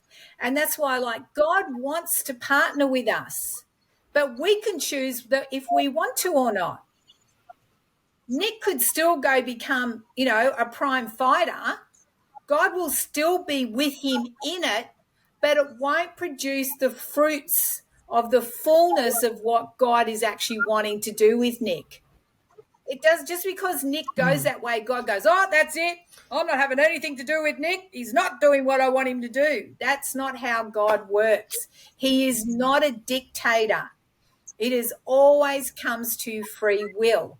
And this is where, the law was fulfilled. The law was fulfilled when Jesus died on the cross. And that's why we come out of the law and into a covenant, which Nick touched on earlier. A covenant is completely different. It is God will always say and do what he says he's going to do, regardless of what we do or don't do. That's what a covenant is. A contract is you have to do this end of the deal and then I'll do that end of the deal. If you don't do your end of the deal, that breaks the contract. Right? That's the agreement. And that is the difference. So it takes us out of works. It takes us out of this sense of, I'm a sinner and I'm never good enough and, I'm never going to make it. All that downward chaos and bondage is we can step out of that. Each and every one of it. We can just choose to step out of it right now. So it's the choice, and it's a free choice. It's a free will. And, when you partner with God and your heart is, God, I just want to be with you. I just want to do what you're asking me to do, because I find life to be fun when I'm doing it. Life is worth living when I'm walking with God in that way, because the fruits of it is always life. It's always, truth. It's always connecting with people that are really on the same page, really have the same heart. So to me, I wouldn't want to live life any other way, guys. And that's a choice for everyone on this earth, everyone. Yeah, absolutely. I'm totally with you on that. John chapter 4 says it best. It says the time is coming and now is when the true worshippers will worship in spirit and in truth. For God seeks such. and then it says God is a spirit, and those who worship him must worship him in spirit and truth, which is different to worshiping in just like fear or just in ritual or in obeyance, which is like how you would worship a government or a king. Yes, I've got to do what the king says, right? This is going to be within where I actually want to. I want to, because God is great. God is reliable. God is honest. God is always gives me what I need and cares about me. That's and God actually sent his beloved son to literally pay the price that I couldn't pay, and went through the most amazing sacrifice and suffering for me, only because he's full of love and has the capacity to do so. The enemy doesn't have the ability to do that. Yeah. It's a great place to end it. And I feel like we could honestly talk, we could do another 3 hours on this. So we might actually have to do it again, because there's so many other things I would have loved to have gotten into. But I think that is such a beautiful place to leave it, because, I love that's always your message, Dot, is that this is available to everyone. And I love that you also, because that's my big belief, is that, like you said, God is with us whether we know it or not. And, I see that now, having gone through half my life not knowing who or what God was, but knowing that, he was always with me. I just didn't, I kind of liken it to the analogy of walking through a tunnel. I'm in the tunnel and I can't see God. I don't know. that he's there, but he's walking alongside and he's with me the whole way. But it's when you get to the end, and like you say, you can choose to walk out of that tunnel at any time and he'll be there waiting for you. I'm a big believer in that. And so really, yeah, that's the message for people, for anyone that is questioning, whether it's questioning God as a whole, or whether it's questioning, certain teachings in certain, religions or spiritual philosophies. I think that's what it comes down to, is having that connection with God first and foremost. So thank you both so much for being with us. It's been a great chat. An awesome chat. And again, you'll both be at the Living Free Festival, which we're going to see you guys there too. So we'll have that all linked in the show notes for people to get tickets. And you'll both be speaking. And yeah, any final messages before we leave? I would just say that, there's a lot of religions out there and different ideas, but this is my understanding of how it all works. God wants our heart. It has to be freely given. He's not going to force you with a sword to convert to his way of thinking. That's not how he operates. He actually wants you to willingly love who he is, because he's an amazing God, and he should be loved because he loves us. And if we really want to make sense of all the crazy things that are happening in the world, you can't make sense of it without understanding that there is a spiritual war between Satan and God. And when you start to apply, that aspect to the equation, things start to make a lot more sense. And then when you have that truth and that understanding, you become a lot freer, especially in your decision making, because you start to make decisions that are correct, and they're going to draw you closer to God. And then you're going to start to become empowered and have true courage and true confidence, the things that they don't want you to have. So, don't buy into the fear and believe the lies. Focus on the truth and have faith in God. And that's how we overcome all the challenges that we're going to face, because there are many, and it's not going to be easy, and it's not meant to be easy, but it's going to be well worth it in the end. Yeah, absolutely. Amen. Amen. Praise the Lord. Amen. Thank you, guys.